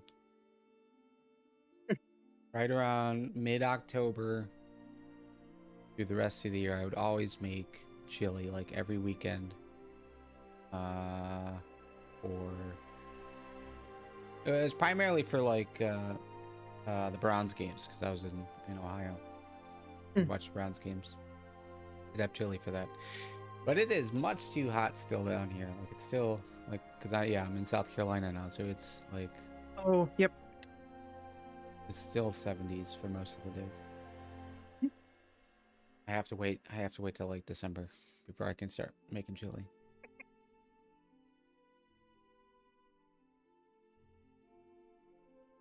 It's been kind of in the 60s here, but we've also been just waiting for soup season.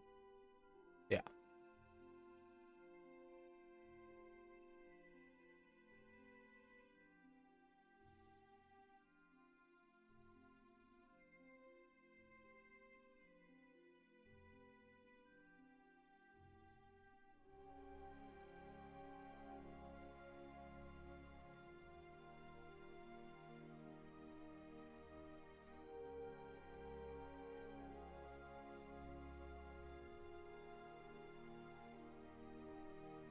All right. Do we have everyone back? I'm here. So yes, in the booth with the halfling, introverted halfling, is Veloptima and Zook. So he had mentioned that he was there meeting friends. Quite possibly those are the friends that he was waiting on.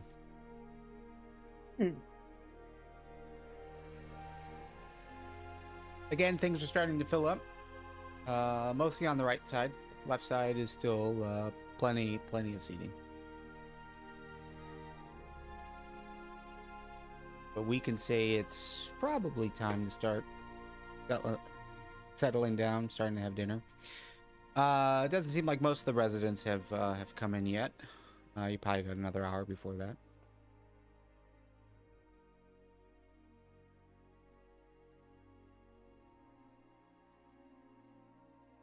What's the next hour look like?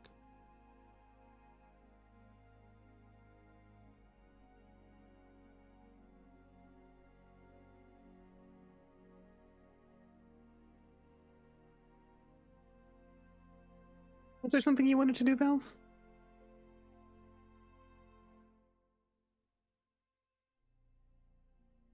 I believe there was, besides what we've done today.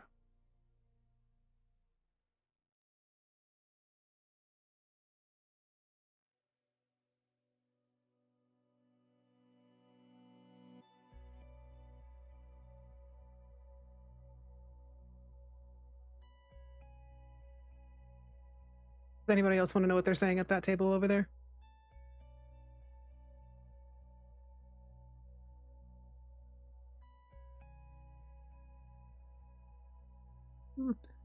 Yeah. Probably try and find a spot near them, maybe, so you can kind of hear in. Try to overhear them.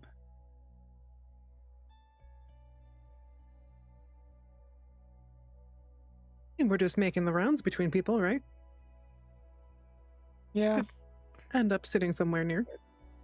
Yeah. Room for 3. Then about 15 feet of them.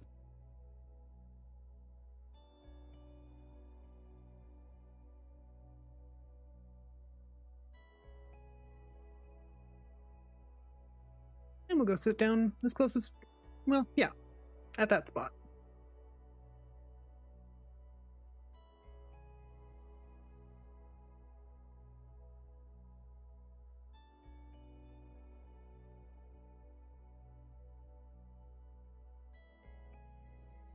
All right, you're still on the backside of the halfling.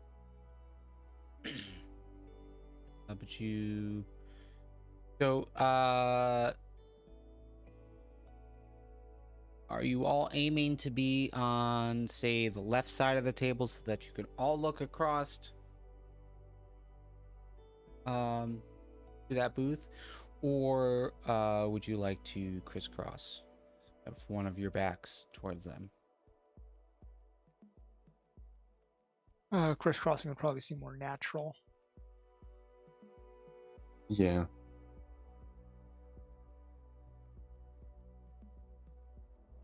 Yeah, I wouldn't mind being able to glance in their direction. Okay. So Wisp is on the looking side. Who else is over there? I'll probably be over there too, yeah. Alright, so then I'll be on the other side.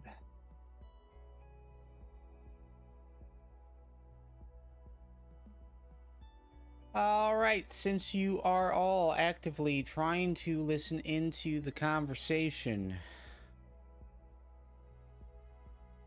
I will take perception checks.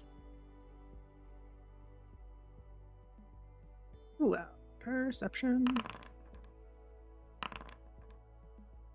Oof.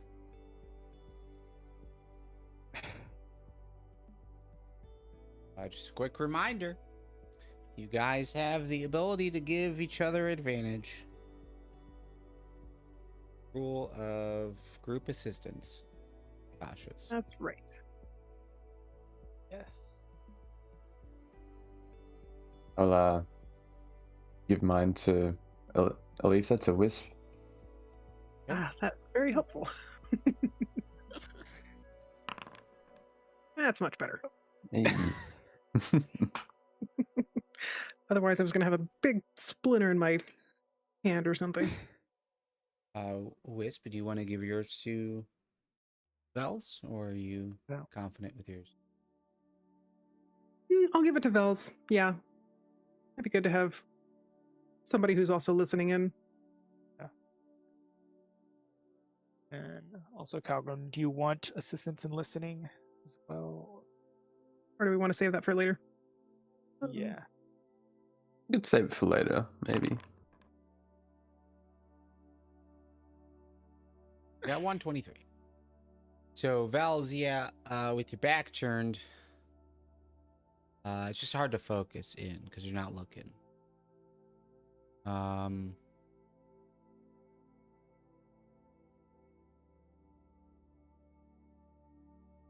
Calgrim and Wisp. You would be listening into the conversation, and Algrim, what you both would pick up is that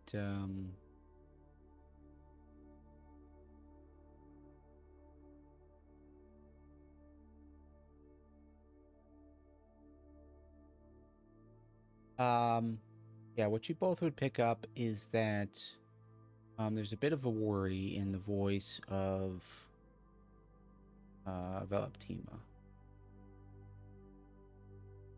The halfling seems to be assuring her that, things are going to plan. They'll be okay. They'll have support with them soon enough to handle what needs to happen. They just need to just chill, go about their business, do what they need to do, and things will work out. It's a small setup. There shouldn't be much people out there. Don't have to worry about being overwhelmed. A lot of interest in the bakery. That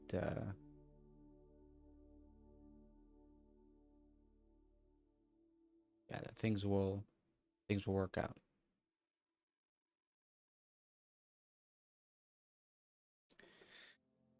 I think Calgrim, that seems to be what you mainly focus in on. Just kind of taking that piece in. Trying to decipher, is that sus, or is that, she's just worrying about the bakery. Wisp, though, you're gonna catch some other stuff. Mainly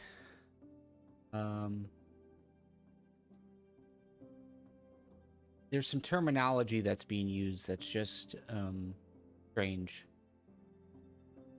It just seems like they're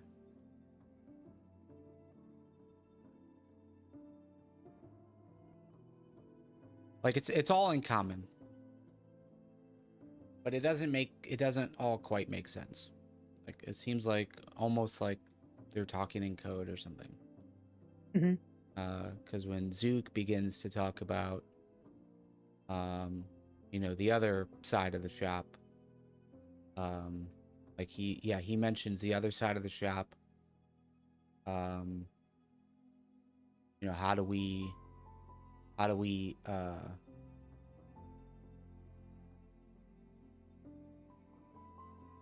display that without showing without causing an issue, basically. And when the halfling responds, it's like it just seems foreign to you, like what he's saying. Like it's a lot of common words, but like together they just don't quite match up. It just seems odd. Again, like it seems like it's in code of some kind.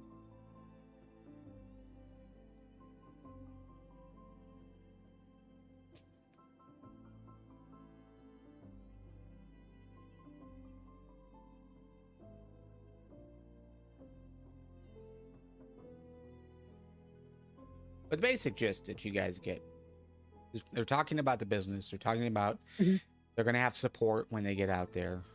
And, it's a small town. They don't have to worry about being overwhelmed. She's going to be able to do what she wants to do. And Zooks is going to be able to tinker and build things. That's no problem. It just seems like there's another side to it that is not being said out loud.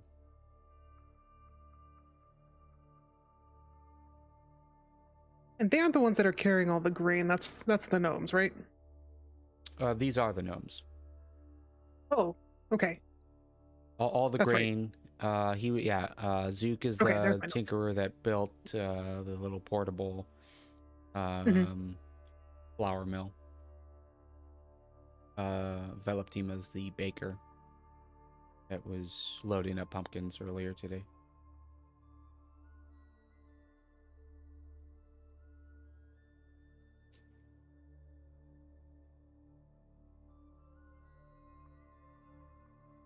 And all of their stuff is now. Wisp. Yeah, Wisp. I'm sorry. The only other thing you're gonna notice is just kind of checking out Veloptima. Like she's kind of like she's got like her right hand underneath her left ear, like she's kind of like almost like hugging her face kind of situation. And she's just kind of like rubbing that, but as she pulls her hand away, she pulls down her like her shirt collar just for a split second, but you do see like a marking like right underneath her ear. Can't quite make out what it is, but either it's like a birthmark or I don't know, something. It's like almost like a dark reddish color.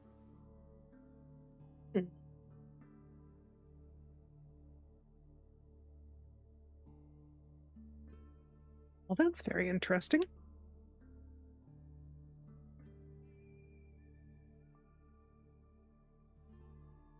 I don't necessarily want to talk about them openly while we're sitting so close to them.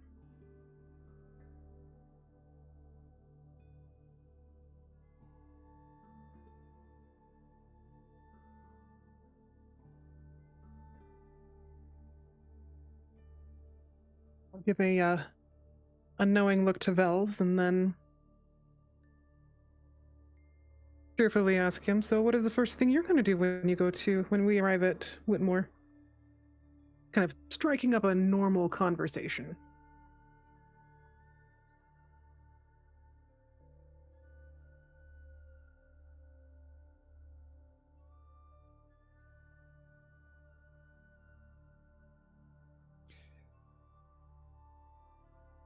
Oh, sorry. Here. What was that? My computer. Oops. Yeah. It was breaking up for me for a second there. Yeah, she My was internet- striking up okay. a normal conversation. What are you gonna do? After in kind of- Whitmore? What's the first thing you're gonna do? After giving you kind of a knowing look of something's going on. Yeah. Oh. I would take a nice rest after walking for a few days straight. It'd be nice to take a rest out there, and then, knowing me, I'll just want to find another job to keep me busy. What about you, Calgrim? What are you planning on doing when we reach Whitmore?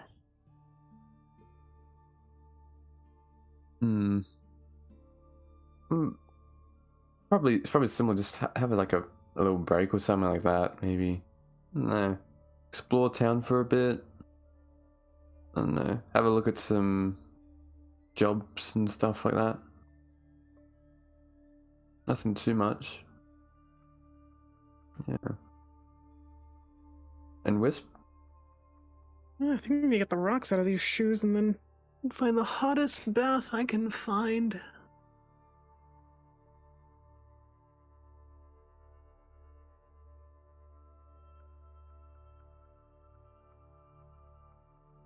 I want to go visit that one garden that we came across the last time we were there.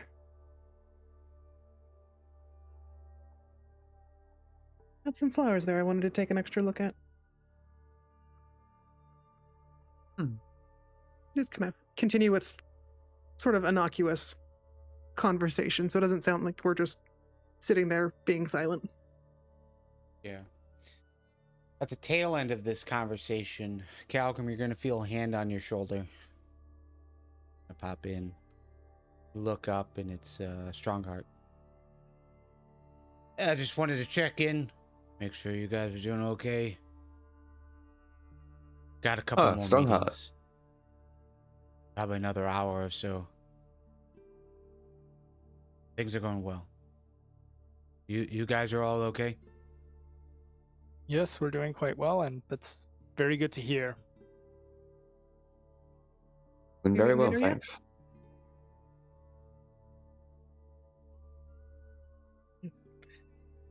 Have you managed to get dinner for yourself? Oh, I think it's being delivered right now. Wanted to take a moment to step out. Talking business all day is not my usual. Take some time to get used to.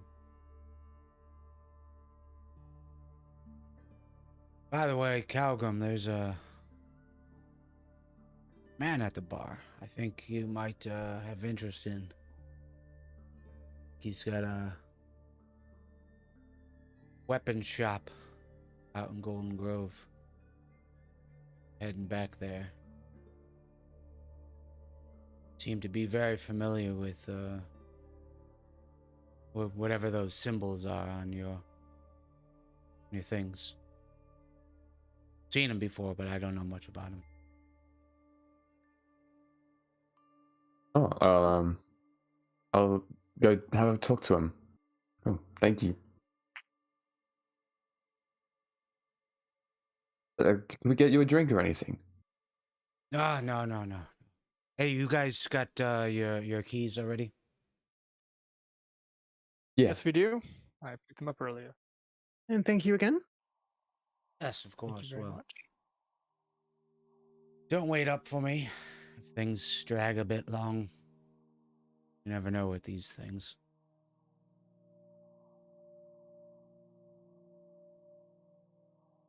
Well, I don't envy your position, but I'm thankful you're putting in the work.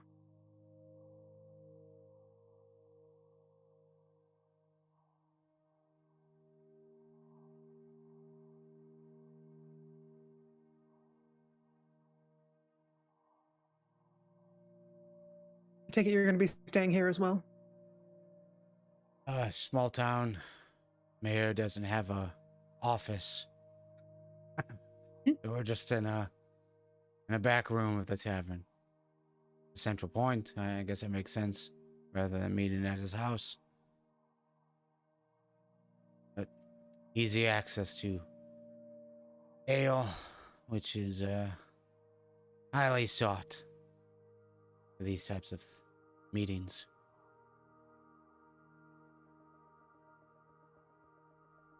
Anyways, I should head back, but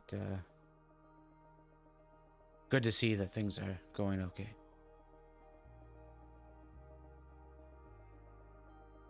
Well, best of luck with the evening's meetings.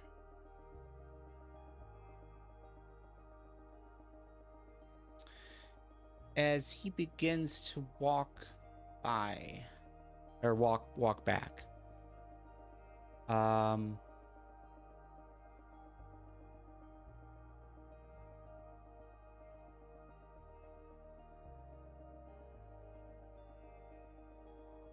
Calgrim and Wisp, you're gonna see the halfling stand back up and start to head out. Calgrim, can I get a history check from you? Yep. 3. Okay. Mm. And Wisp and Calgrim, you both would see him walking out. Bells, he's just kind of walking past you. You're not seeing him in your periphery, but Calgrim, you do recognize this guy. Takes a moment to pinpoint it. But again, he's got kind of a wide-brimmed hat. Kind of lowers it down on his head. You can just barely make out his face. He's got a coat on. Doesn't seem to be carrying anything, and he is heading towards the door. But you do recognize him well, and you remember Wisp suggesting that she recognized him. You're putting two and two together. You remember seeing a board on the wall for in the Hovedstad Adventurers Guild. And it was known faces, members of the Red Knives. Lyle Goldfound, is the name that picks up in your memory. What you remember being told to you as you were in Hovedstad, kind of collecting stories and talking with members of the Adventurers Guild and stuff. You would remember that he was part of the group that helped the other adventurer party that had figured out that the previous mayor of Crystalhead had been murdered. He was the one that tipped him off on where to find the body, and that a shifter was involved.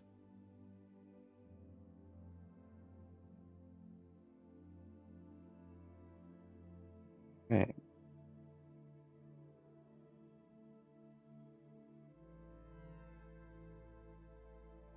Kind of like look up as he goes past. Looks like our friend is someone that's a bit special. You recognize him? You mentioned, right? He looks familiar. I just can't quite place where I've seen him. He was on one of the boards back at Hovedstad. Red Knife member, supposedly, I think. Lyle Goldfound. Oh, okay, yeah. Yeah, he's one of the high level associates within the Red Knives. I don't know what he's doing here. It's a bit too much of a coincidence that the mayor's here, and he was the one who kind of tipped the adventurers last time about the previous incident in Hovedstad. Bit curious. I don't know, should we Perhaps. Well, what we do know is last time they helped to root out the shifter. Perhaps they just want to see the mayor instated properly, because they're not strictly against, but they operate of their own accord, so it'd be worth keeping an eye out. Perhaps maybe would be worth digging in a little bit deeper, but they may just be wanting to help us out and make sure the mayor gets to Crystal Head safely. So, okay. Have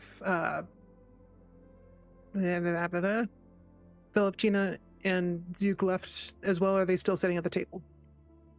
They're still sitting at the table, kind of Okay, conversing amongst each other. I'll wait to share what I know until we're a little bit more out of earshot.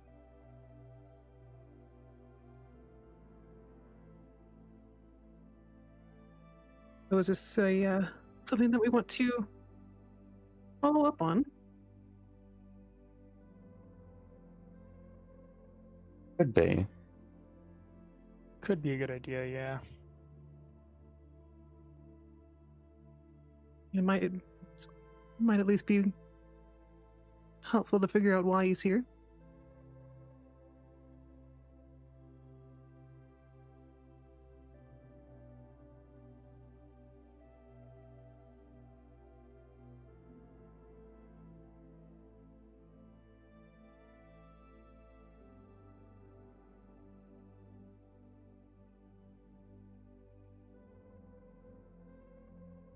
I also really want to go look at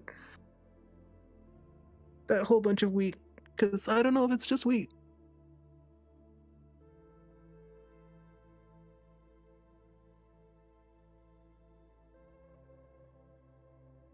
Suppose we could go for a bit of an airing.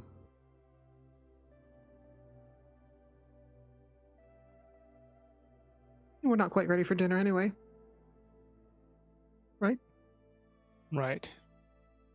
Yeah.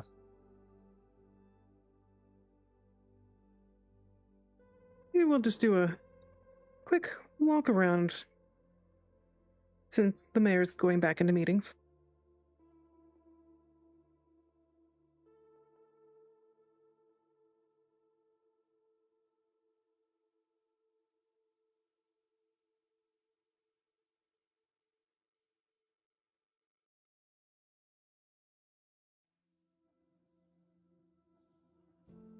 So are you guys walking outside, or Yeah. what's the situation? Yes. Yeah, we'd like to try and follow Lyle. Yeah. So as you guys stand up and begin to walk out, there is a little bit of there's a bit of traffic coming in, so you're kind of going upstream with the amount of people that are starting to head in, and maybe like 30, 40, kind of like a line, but pretty steady. As it seems like the normal farmers and citizens are starting to walk into the bar. Kind of push through though. But you're good like 20, 30 feet from Lyle. And seems to be mounting or walking to a horse. He grabs a horse and begins to take the lead off of a post. Kind of starts to pull it kind of back away from the tavern to mount it. Again, you guys are about 15, 20 feet away at this point. What's your plan of action here? Here's he is getting started to head out of town.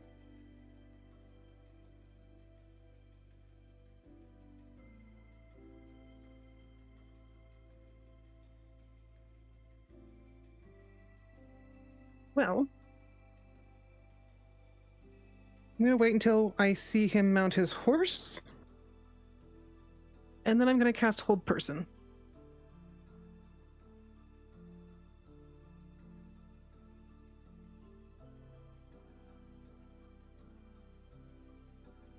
Okay.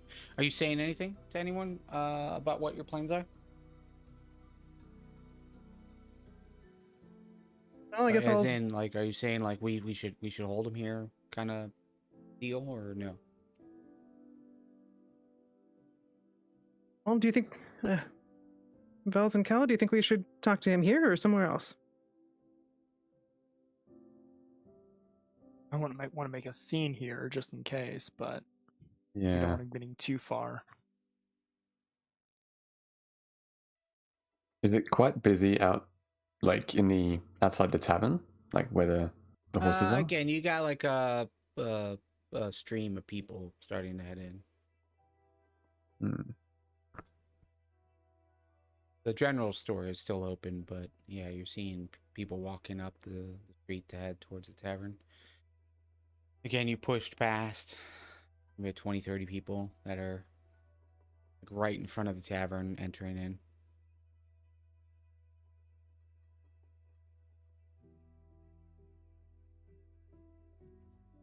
Probably be best then if we, I don't know, talk with him somewhere a bit more private. Agreed.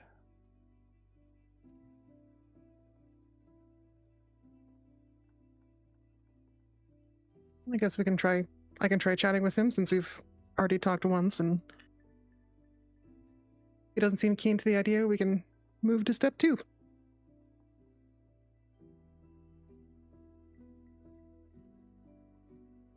Very well.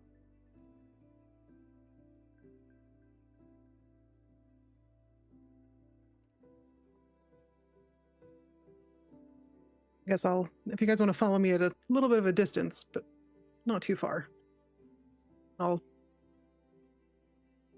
go after him quickly, but not necessarily running after him. Yeah. He's gonna mount his horse, casually start going towards you guys. So east. He seems like he's probably going towards Hillview Stop for the night. Only a few hour ride.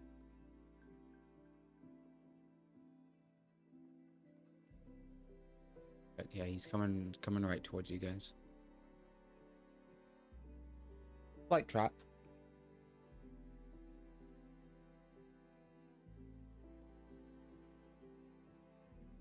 I'll raise a hand and like, do you have a moment, friend?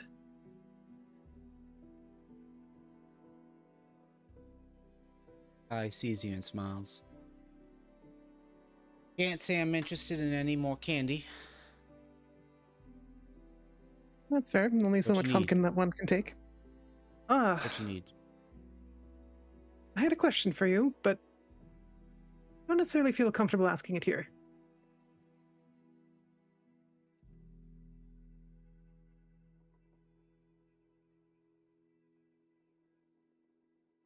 Is there someplace quieter that we could talk?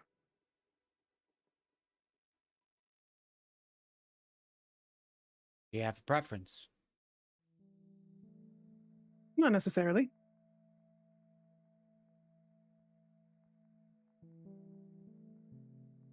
And the time is this nearly?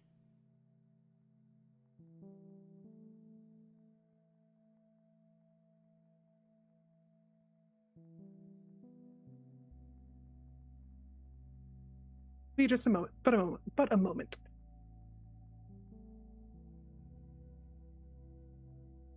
With that, he kind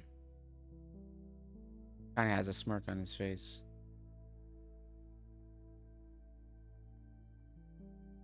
Again, the words he used were common, but just the phrasing was just really strange to you. Yep. I had to mull it over in my head for a minute. I'm like, okay.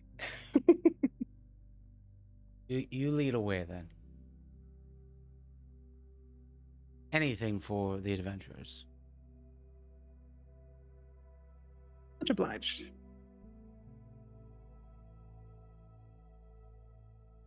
Does it seem like there's a place nearby that is just a little bit more private? I mean, you can go further down the road. It's not like there's any alleyways. You've got like two main buildings here. Yeah. So, you know, this is the center of town, so heading the way he's going, out of town, even if you're still on the street, you probably won't. Yeah, you won't have much traffic near you. You walk like a good 5 minutes. Yeah, we can walk far enough where I feel like we won't be overheard down the road. Is it all right if my friends join us? Your choice.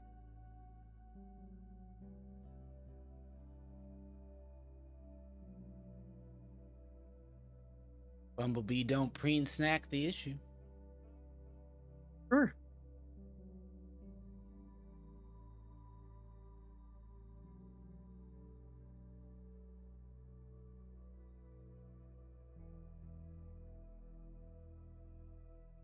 Guys, walk about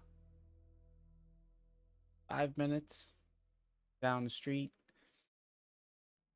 Got a few people that walk past you as they're coming from the east, but yeah, the east seems mostly empty.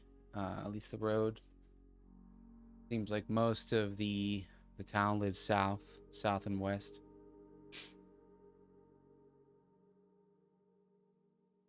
Is this a good place?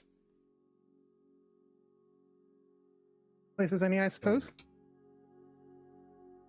I don't want to be traveling too late at night. Let's make it quick, if possible. And I don't know what you got in mind for me. Well, I was wondering if you might have any news for us, considering what you've told us before.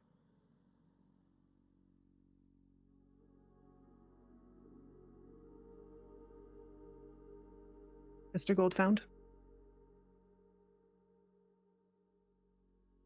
So at first he was kind of thinking back to something. You see, like, had like a confused look on his face, and then you say that. You say his name. He turns his head back to you. Ah, so you know who I am. I need a little help. What news are you looking for? Well, we're keeping an eye out for similar instances for what happened in Hovedstad, and you just happen to be in our path.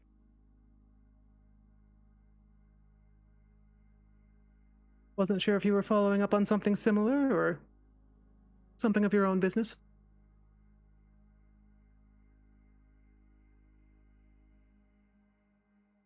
I'm here, making sure my friends are okay. I've AlethaPrime. Good bread.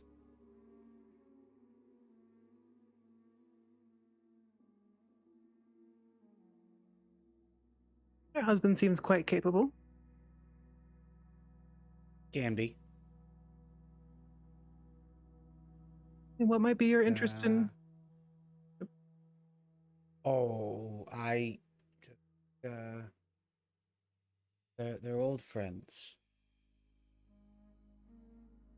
Taking a pretty big gamble.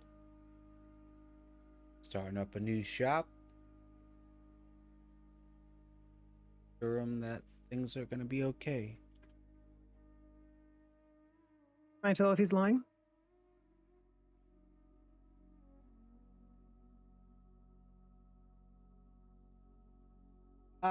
Probably not. But you can roll insight and see if there's anything that you gauge off of it. Your second conversation with him. The fact that he has been using some coded language, I would say would make this difficult. Mm. But you get the sense that he is very confident in what he is saying to you. Despite him being short in his responses, you're not necessarily seeing anything in particular.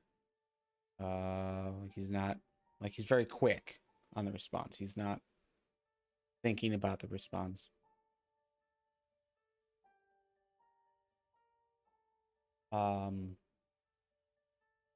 But based on what you were able to perceive before, over here from their conversation, you get the sense that it's not matching up because he is.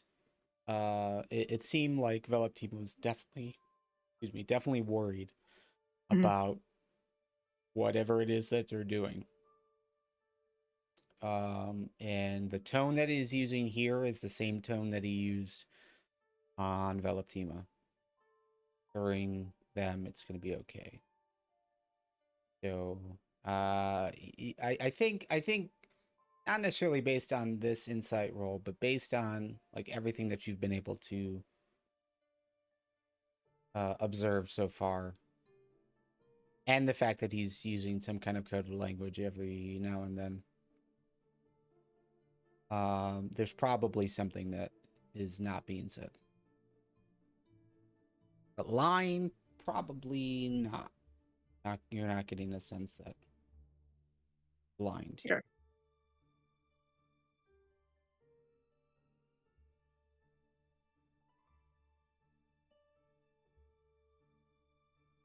And if I may ask,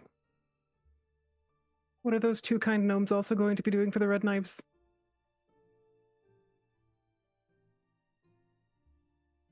Well, company secrets.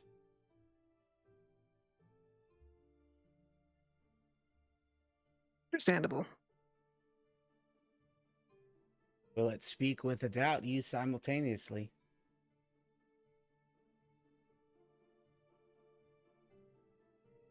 But she's going to sell bread. She's going to make things. They're going to make a good life for themselves out there. I certainly hope so. That I'm sure of.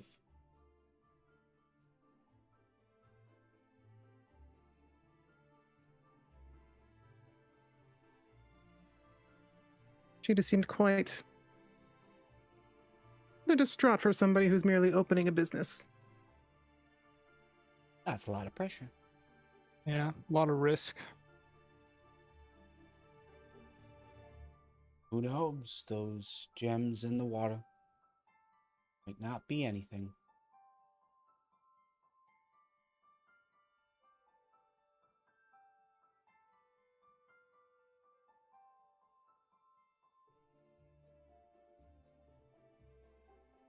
Well, I want to thank you for your help earlier back in Hovedstad, and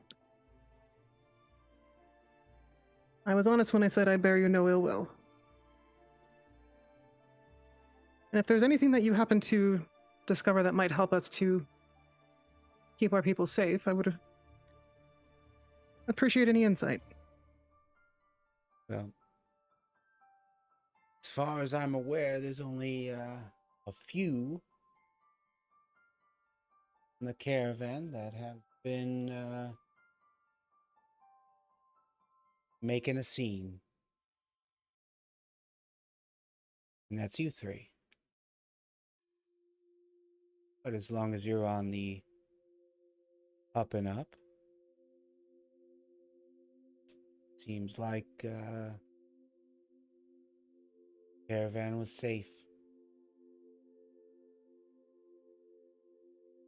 But I'll help any way that I can. You know, it's an experiencing courage, desire was McClever.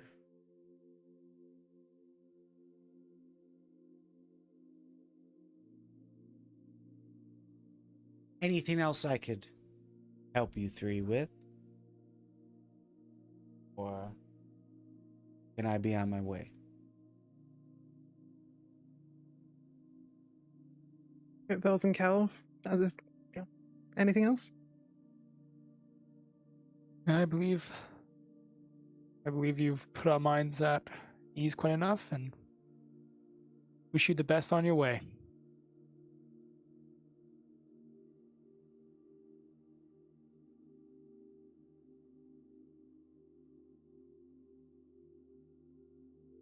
You know, Pumpkin Town's having a festival soon. You guys work too hard. Think about heading out, enjoying the harvest. Do just that. Yeah? Well, you and your friend, I say as I pat the horse, have a safe journey.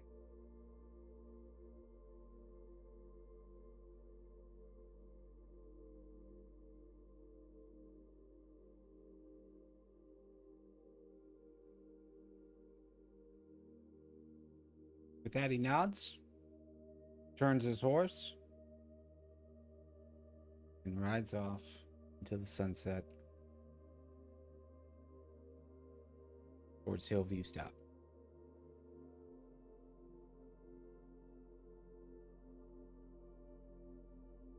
Anyone else think that was weird? Yeah. A bit. But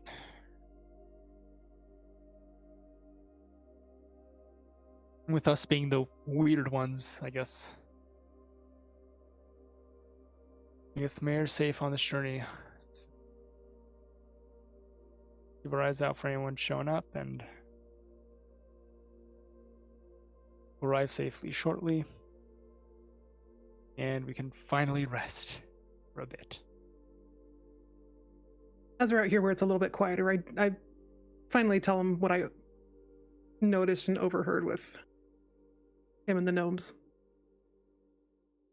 about how nervous Veloptima was and how it seems like there might just be more than a bakery that's going up in Whitmore. Oh, definitely more than a bakery. I mean, with how skilled Zook is with machinery, I mean, definitely set up some sort of workshop out there as well. I also Yeah. happened to notice a small mark under Tima's right ear, I think it was. Can't say for sure it was something, or I can't say for sure what it was. But if you happen to look a little closer, I would be curious. I'll keep an eye out as well. It's a little red mark. Hmm.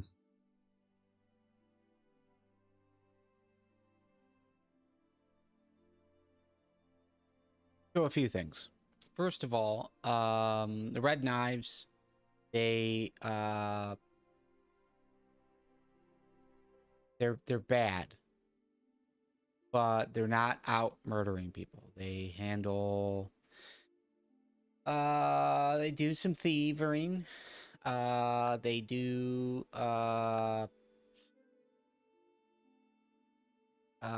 coerce people for protection.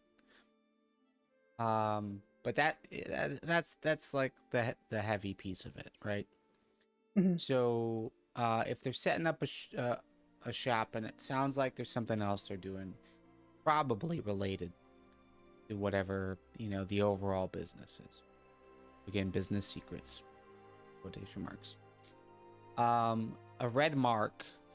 Now that you can kind of confirm that they're most likely members of the Red Knives. Mm-hmm. You know that all members of the Red Knives have some kind of marking on them, a tattoo of sorts, and it's usually a red knife. So the red mark that you saw that's most likely what it was. Okay.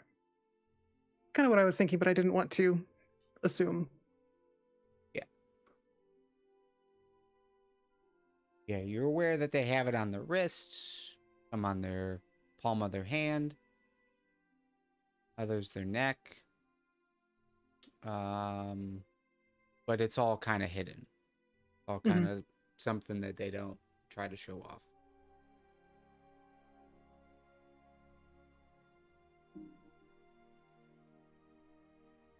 Maybe we can let the guild know when we get to Whitmore just to keep an eye on things.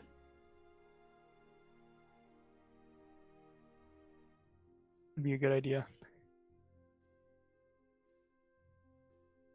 Well, shall we head back?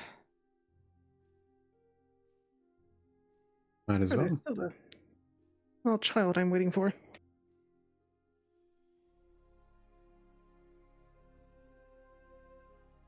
And we head back.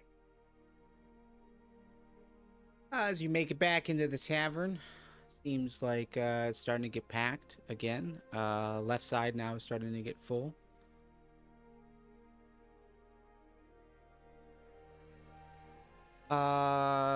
Quick perception checks from everybody.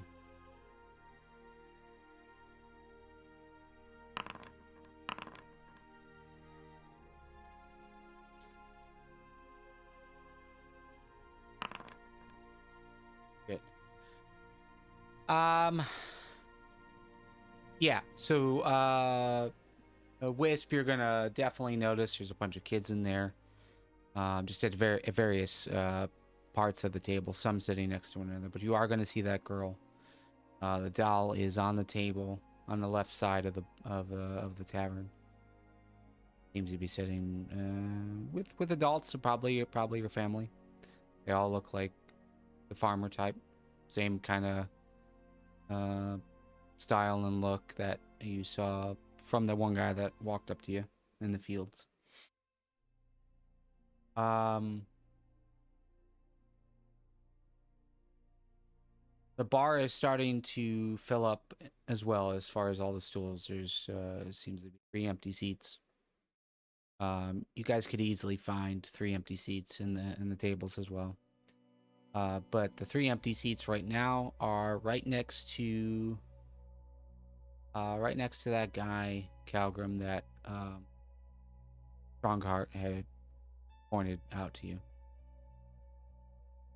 Right.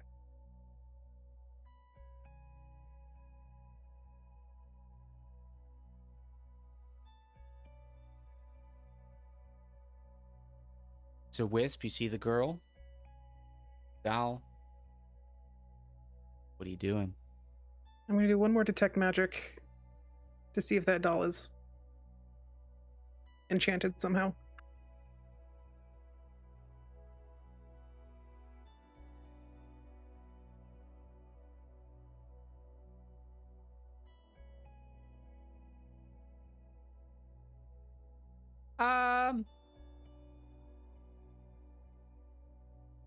Okay.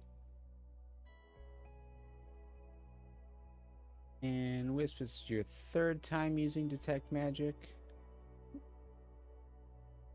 Good. Yep. Yeah. You get an aura of magic around the doll. Can't quite pinpoint a school. But there is an outline there. There is an aura.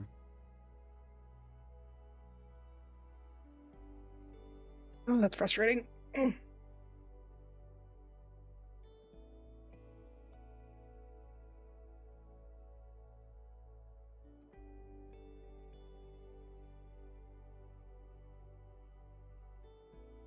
Guess I'll walk up to the girl.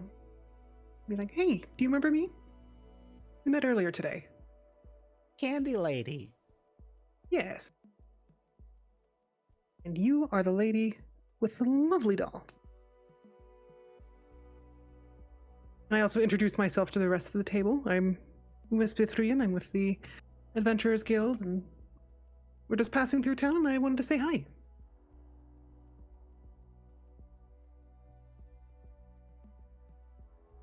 Man speaks up. Sitting right next to the girl. Well, it's a good thing you're here in town. Thank you. Thank you for your service. Is that anything we can help you with, or we're just saying hi? Oh, I was And just that young gonna. girl like raises up the doll. Look, and she squeezes it, and it says, "It is coming."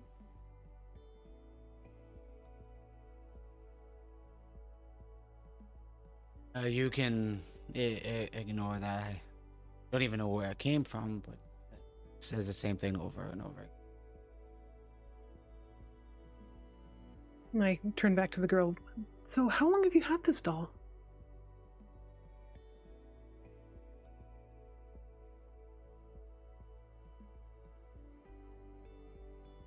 I found it in I found it on the farm.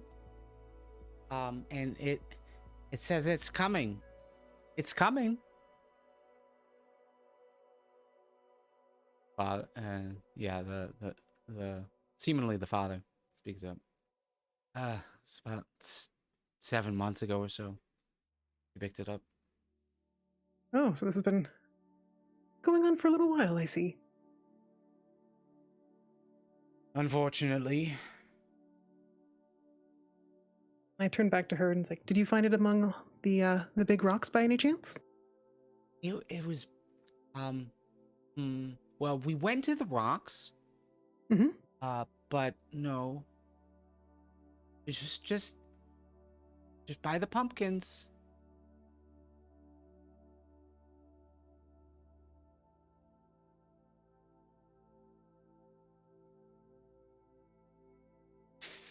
Father said I had to plant the seeds and it was there, and so I picked it up.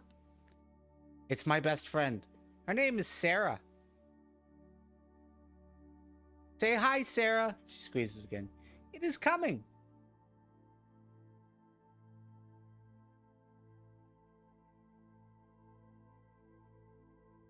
I go and I shake the doll's hand, and I'm trying to sense something. I don't know how. I'm just wishing that I do. Very nice to meet you, Sarah.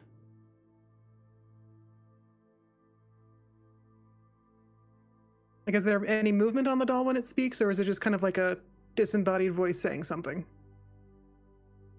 Yeah, there's like a voice box. Or, I mean, there's like there's got to be something inside of it that's causing it Right. to speak. I mean, the voice is it's definitely coming from the doll, but how you're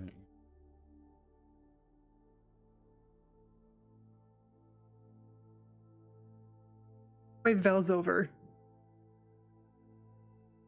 Be like, have you met Sarah yet?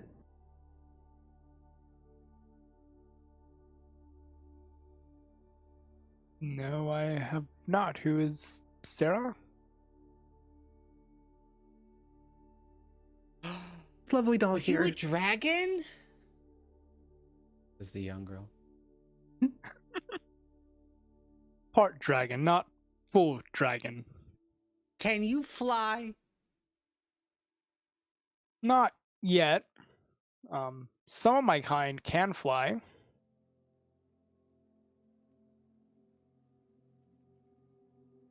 I bet that would be fun. Oh, it definitely So would be. Perhaps one day I will be able to. This is Sarah. And she holds up the doll and squeezes it. It is coming. Hello, Sarah.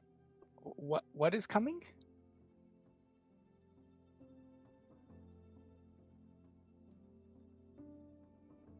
The father will speak up. I have no idea. I just wish we find out so we knew. But that's just all it says. There's probably some magic or device. Just had it recorded in. I know there's magic that can record voice into something, but why an doll and why that?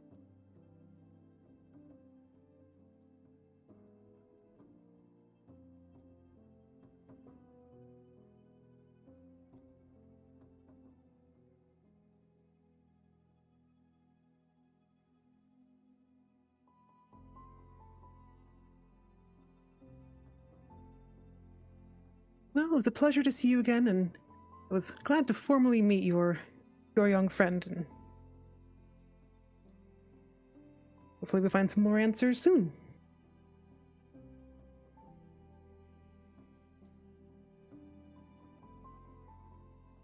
I like you, Dragon Man.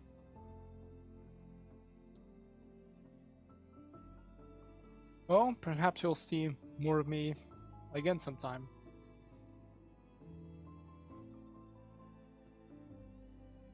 Are you here for the pumpkins? There's a lot of pumpkins. We saw some of them today. They're Yes, beautiful. not many. Not this Mama time. makes Perhaps- pumpkin pie, and it's very good. Mama's the best cook ever.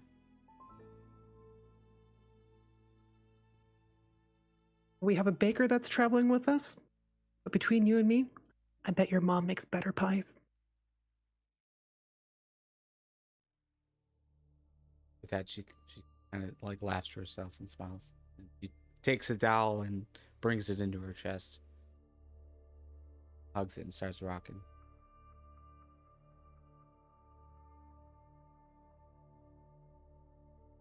Kind of look at her parents and shrug a little bit. I don't know what's going on.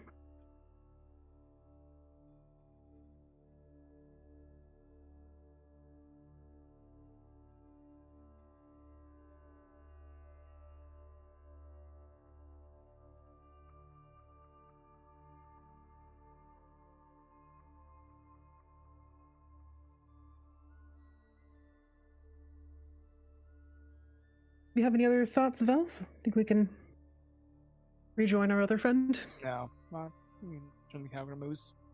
Nice meeting you, and Yeah. Yeah, during this Calgrim, would you have been standing nearby, or what would you have been doing? I probably would have maybe tried to create conversation with that guy who was looking for me. Was he a human, right? I wasn't looking for you, but you were made aware of him. Walking over and looking at him, you can definitely tell he's an elf. But he's just sitting at the bar by himself, drinking.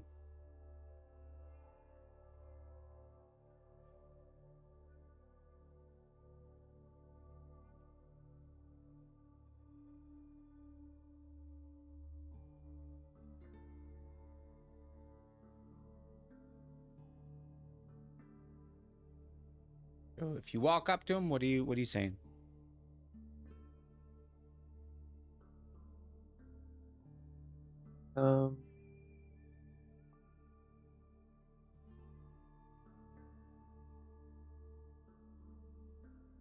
Probably just like lean over the counter, ask for a drink,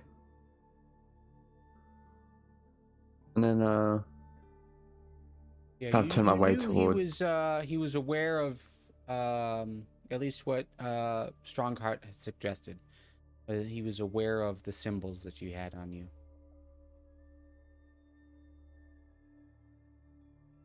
So as you lean over the bar, you like showing him off, making him obvious.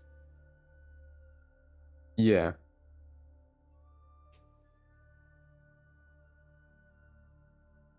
So as you do that, you hear him speak. Runes, giant runes. Where did you find those? Oh, these. I found them on my adventures.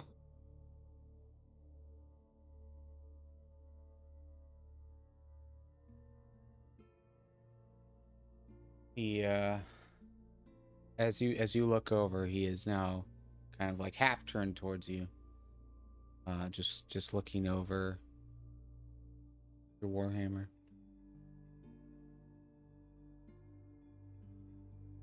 It's a wonderful warhammers you have, treating you well. It is. It is doing very nice. Thank you. It's a mighty fine weapon.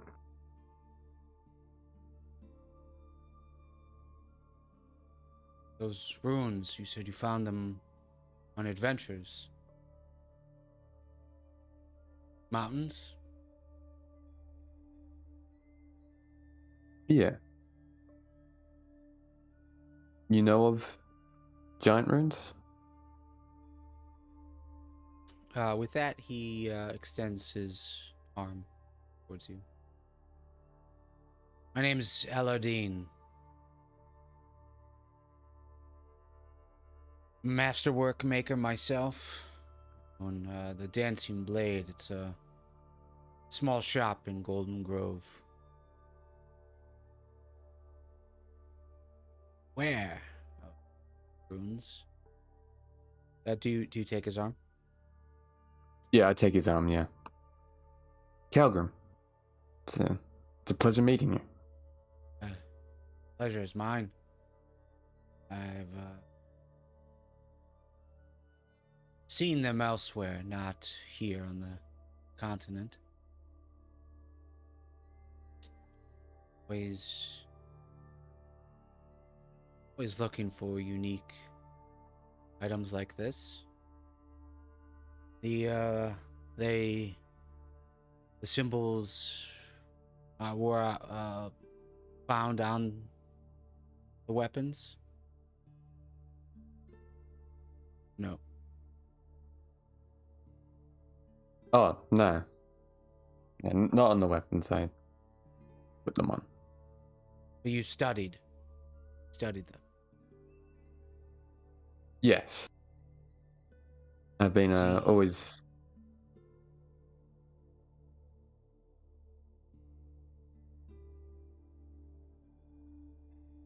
Well, if you've seen them in the mountains, then that means giants were here. Well, it's good to know. Means there's got to be something here worth finding. You found some. Maybe there's more. Very well be.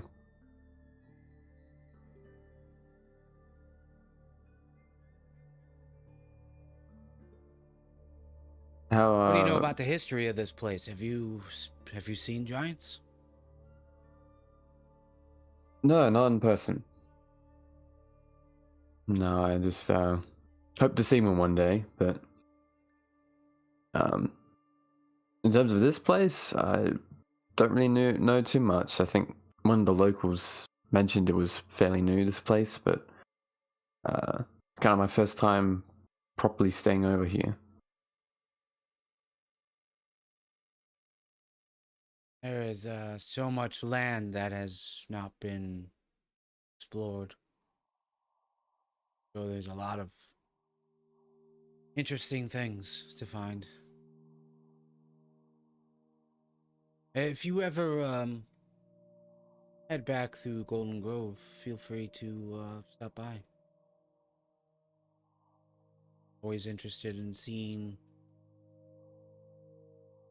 new things. Maybe if there's something there that be worth your while.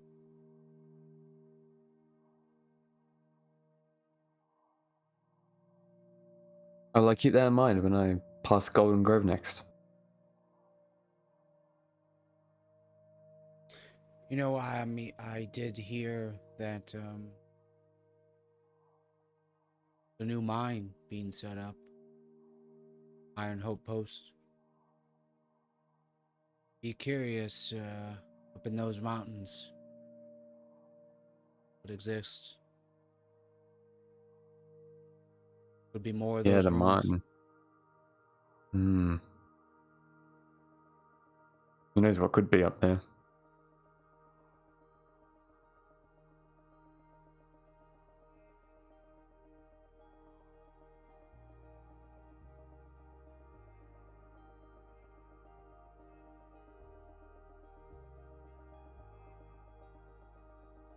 Well, again, if you're ever in Golden Grove, feel free to stop by. Find anything else about these ruins, love to hear about it. I'll make sure.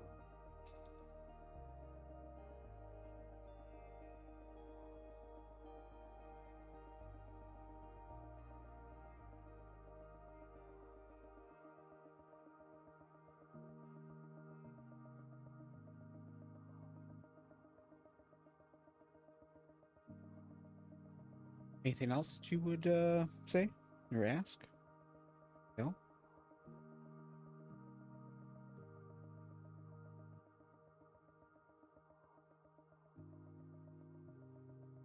So you mentioned that you found ruins beyond the continent. You're from outside this continent, right? Yes. I traveled here a few years back.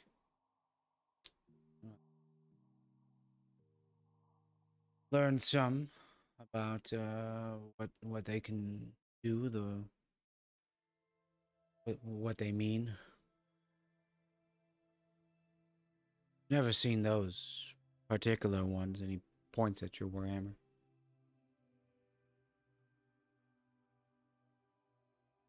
Aware the giants have a history of using quite a few different.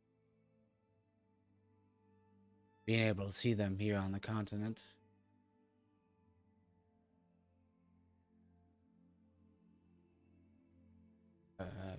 Tell you I'm a bit of a collector. I do sell things and buy some things as well. But anything with a rune on it has history worth studying.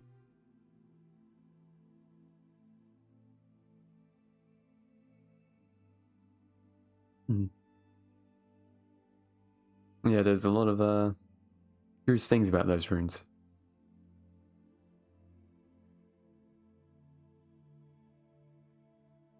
And you've had your shop in Golden Grove for how long? Um, well, it's been about a year traveling out to Whitmore to make short delivery, but like I said, I'm a masterwork smith. Make some run-of-the-mill type things, but specialize in better craftsmanship than what you might find out in Easton.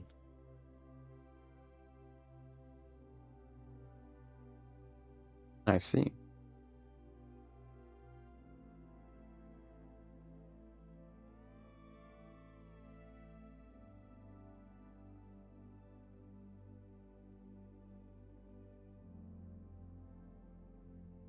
Well, once I head back to Golden Grove, I'll make sure to check out your stuff. I'll be looking forward to the conversation. Indeed. Pleasure meeting you. Same. And with that, he'll turn back towards the bar and sip his.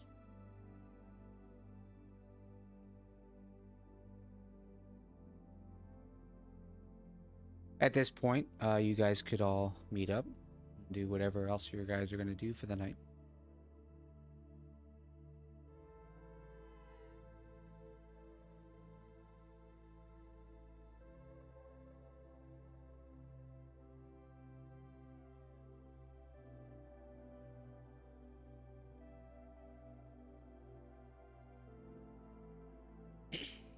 You said that the gnome's cart was locked up? Yes. Did it look like there was a window in there at all? Everything was just solid? shuttered. Yeah. There was windows on either side, plus like the entry point at the front of the wagon. But yeah, it looks like everything had been shuttered up. This time there was no wheat sticking out of those windows, though.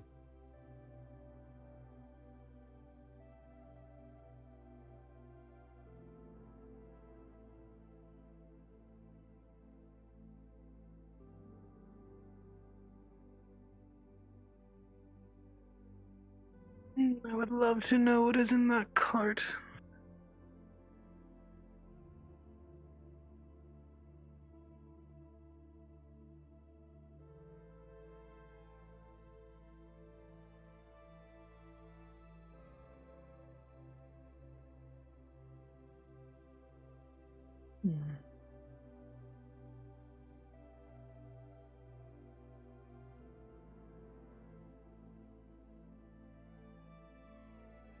Any idea of how we could get in there short of breaking something?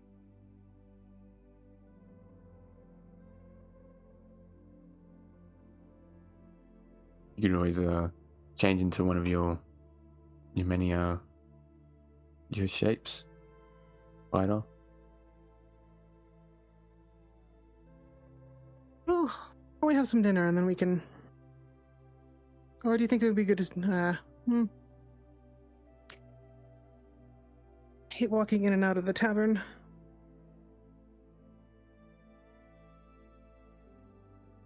In the past, have the gnomes stayed in like the inn that we've stayed at, or do they usually stay with Yes. their own cart? Okay. Yeah, they sleep in the tavern, in the inn. Okay. Well, let's have some dinner first and then maybe I'll take a walk.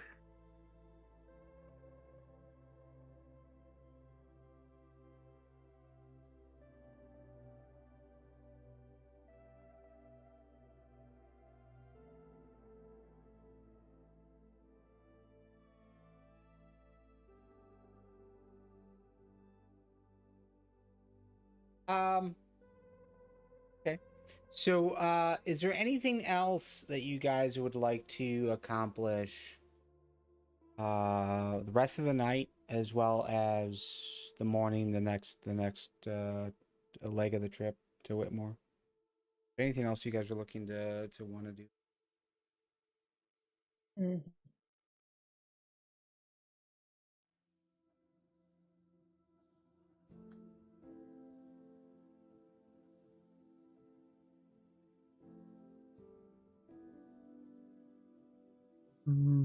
Maybe speak to the dwarves, but and Gardain once more, but I could always do that like tomorrow on the last leg of the journey. Yeah, pertaining to what? What information are you trying to gather? Oh, just striking conversation, trying to maybe just figure out what they're doing, what their business is, and so forth. Okay. Yeah, dwarves.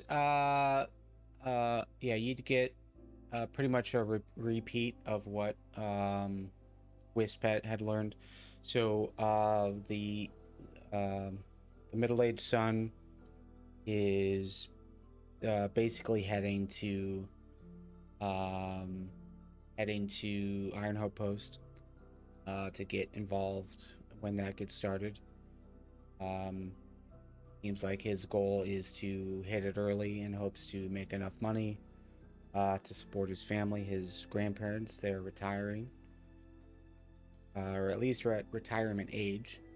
Who doesn't know, like they don't know if they're gonna stick around Iron Hope Post or settle down in Copper Crossing or maybe head into Whitmore, where there's a bit more access to services and whatnot.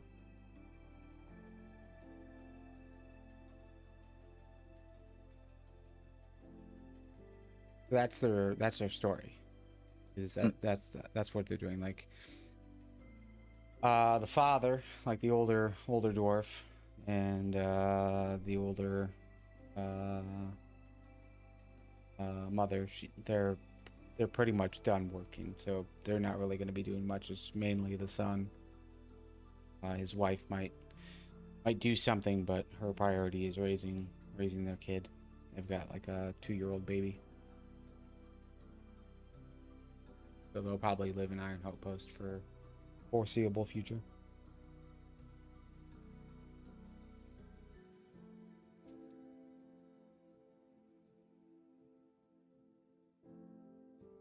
Anything besides that?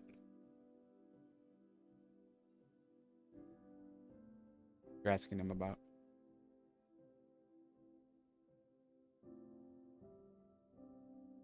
In terms of like maybe where they came from, whether they came from like off the continent or if they were like born on the continent itself and all that.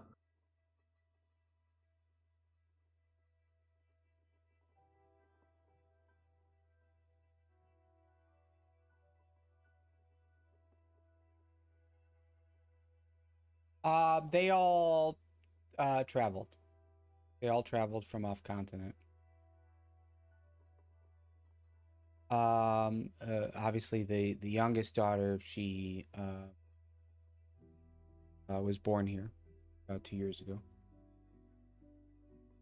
But yeah, they're all from off continent. Spent most of their time out in Easton, the Easton region, in the mines out there. Mainly near Overbrook, which is a place that you're familiar with, because it was close to where you guys were living. Yeah.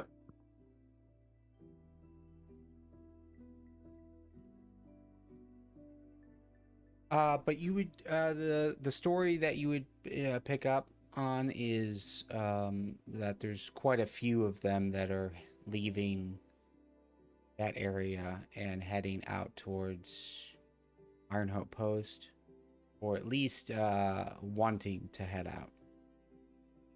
Again, Iron Hope Post is one mine. There's only so much work that can be done. Only so many people that can get involved. But as long as it doesn't, it's not open yet.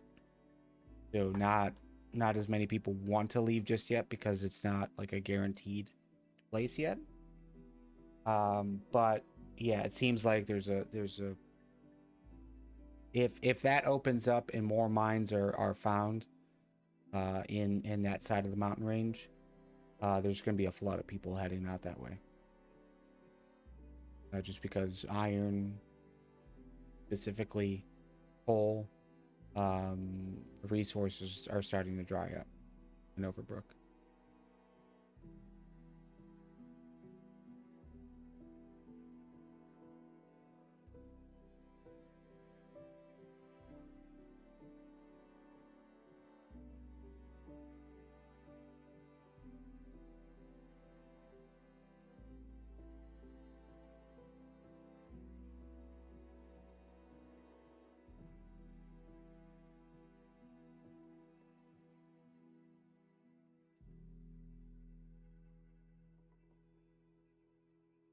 Bells, is there anything you would be wanting to do for the next few hours, but also the next day of travel?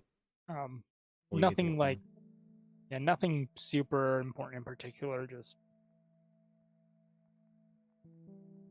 staying on the mission and maybe some light chat with the other travelers, but that would be about it.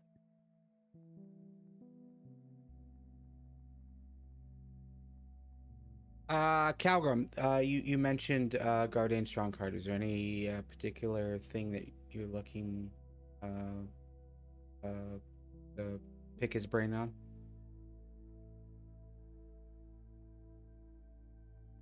on? Nothing much. No.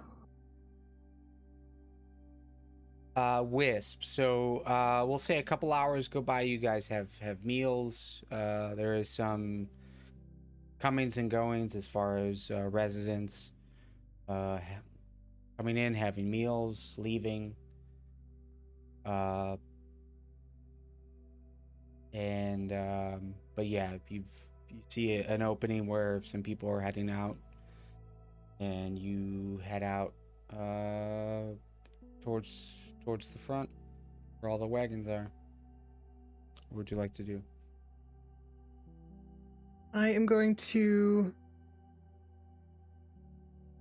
first off just stroll casually by the gnome's wagon in particular, just to see briefly if there's any like little crack or yeah, any little bit that's open in the windows, or checking to see if it's like how tightly it's shuttered. There's definitely some gaps there. Okay. Keeping that in mind, I'm going to walk past a little bit until, well, let's see. Well, I guess there's no alleys.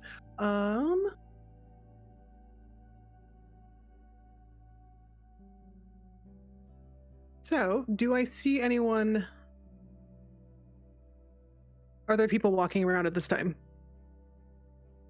You've got a few for sure, but you know, if you're like at your wagon is about 2 wagons over. Yeah, you've got some people walking around, but they're not like, seems like they're either involved in conversation or minding their own business. You're not really noticing anyone watching you.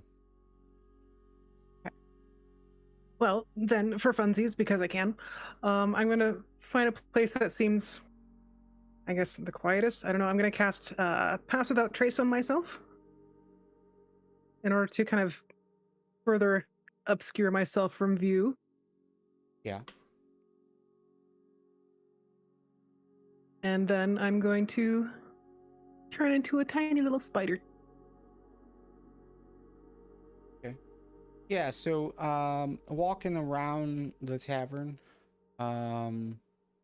past all the wagons, there's definitely a spot that you feel like you'd be able to get through. Go ahead and roll stealth just for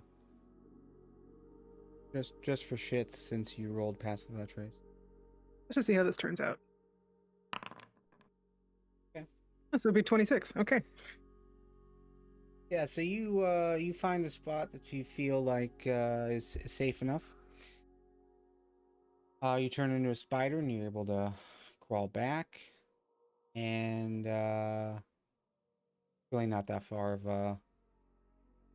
a walk.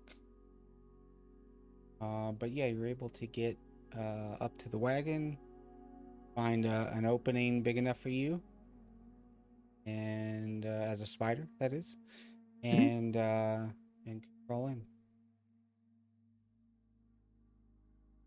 Go ahead and roll perception or investigation. I'm going to roll perception.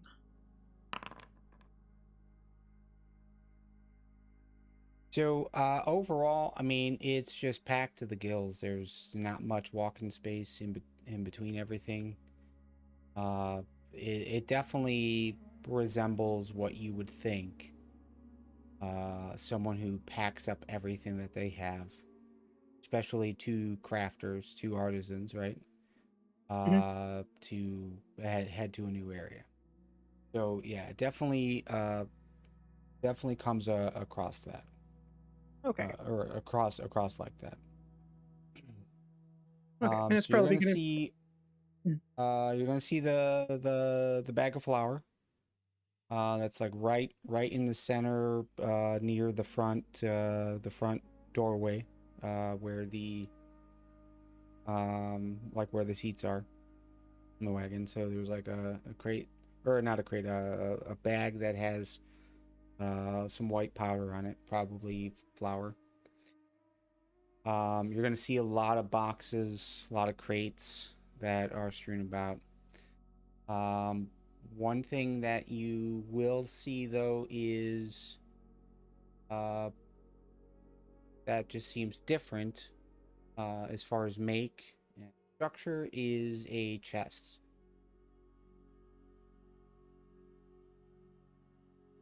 Now again, there's not a lot of room in here. A gnome easily could probably move in and out. An elf probably would have a little bit of difficulty squeezing through here. But yeah, you do see a chest, and it does have a locking mechanism on it, and it does appear to be fully strapped on, so it's most likely locked from what you can tell.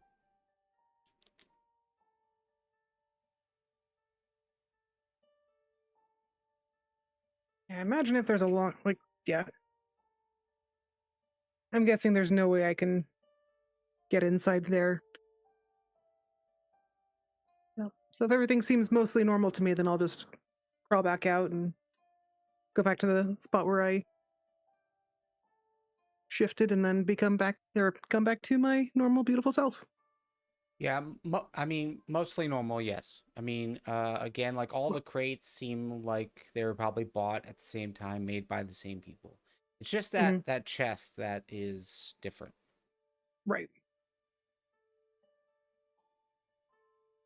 And I don't want to leave any signs that I was poking through their stuff, so I'm just gonna make a note of that and stuff that little piece of information in the back of my brain. The chest itself, probably would be a bit heavy for the gnomes to lug around. But you do know that they did bring they are being accompanied by the two half orcs, so definitely something easy for a half orc to lug around. That's a decent amount of muscle for a baker and a tinker to be traveling.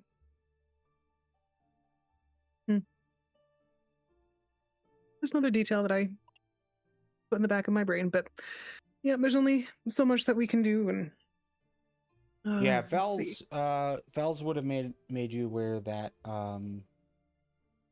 they seem to be hired in to help build the shop. You need heavy lifters to actually construct a building. Okay. So, but again, they're members of the Red Knives. It seems like there's something else going on. It's quite they've got a good cover story. everything seems to fit with that cover story. Well, then I guess I'll just plan on informing the. Well, I'll consider informing the Adventurers Guild when we get to Whitmore and just kind of put a pin in that. Okay. But I think in the next day I'll probably continue chatting with Jabal, and then also I wanted to talk with High Alchemist and Airdeth. Okay. Anything in particular? I want to ask if there's anything that they forgot to bring with them. Okay. I mean, I forget to bring things with me So- all the time. So we are running low on time, so I am going to fast forward through some of this. Airdeth and the High Alchemist would make you aware that they had someone take their belongings and Oh, that's right. carry them up to the room for them. But the High Alchemist didn't bring a whole lot because they were going to be traveling through Whitmore and got connections there that can lend them some gear as well. So, yeah, it definitely seems like there's a good reason why there's nothing in their cart, that they had much of it delivered to their room.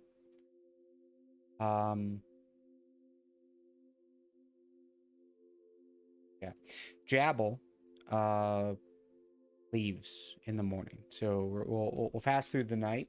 You guys wake up in the morning, and Jabal is outside. You guys are able to talk briefly before you guys head out into Whitmore, towards Whitmore. And yeah, Jabal is heading south from here, so he leaves. He leaves his horse and wagon with the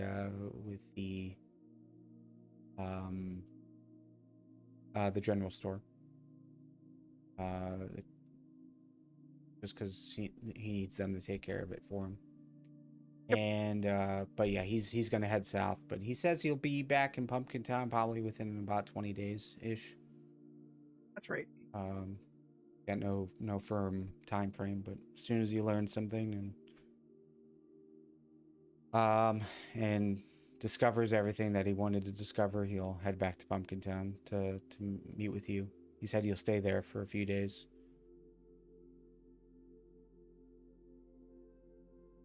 Otherwise, he's not sure where he's going to go next, but he'll stay for you. Sounds good. I will make a note of that and try and keep track of the timeline. Well, that's all I can currently think of. Yeah, but otherwise, the rest of the journey from Pumpkin Town to Whitmore goes without much of an issue. Those who have spent time in Whitmore, have lived in Whitmore, it's good to be back to the city. You're able to report back in with the Adventurers Guild once you get there. And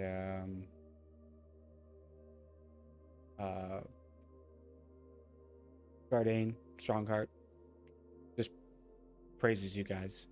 Says you guys did exactly what was needed to be done. And he's got some information to share with them. And yeah.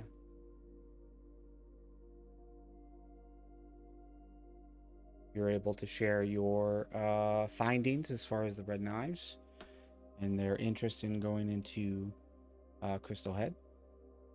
So now that the Adventurers Guild is aware of it, and they can pass that information to those who need it.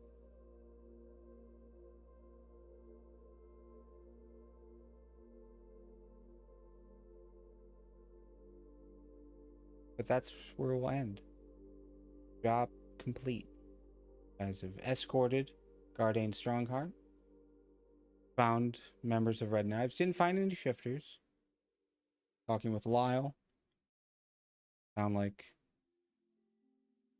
was any reason to suspect anything, if you were to believe him.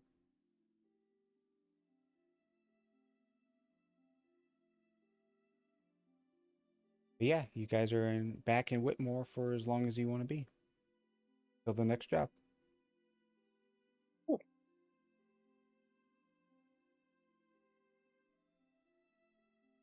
All right, for Time those break. watching the stream, thank you so much for tuning in. And yeah, for more information about what it is we're doing here, you can head on over to mightybeard.com. There's session recaps, links to all the ways to consume what we're doing, not just in a live stream, but also in podcast form, and yeah, so on and so forth. But yeah, that's it. That's what we'll call it.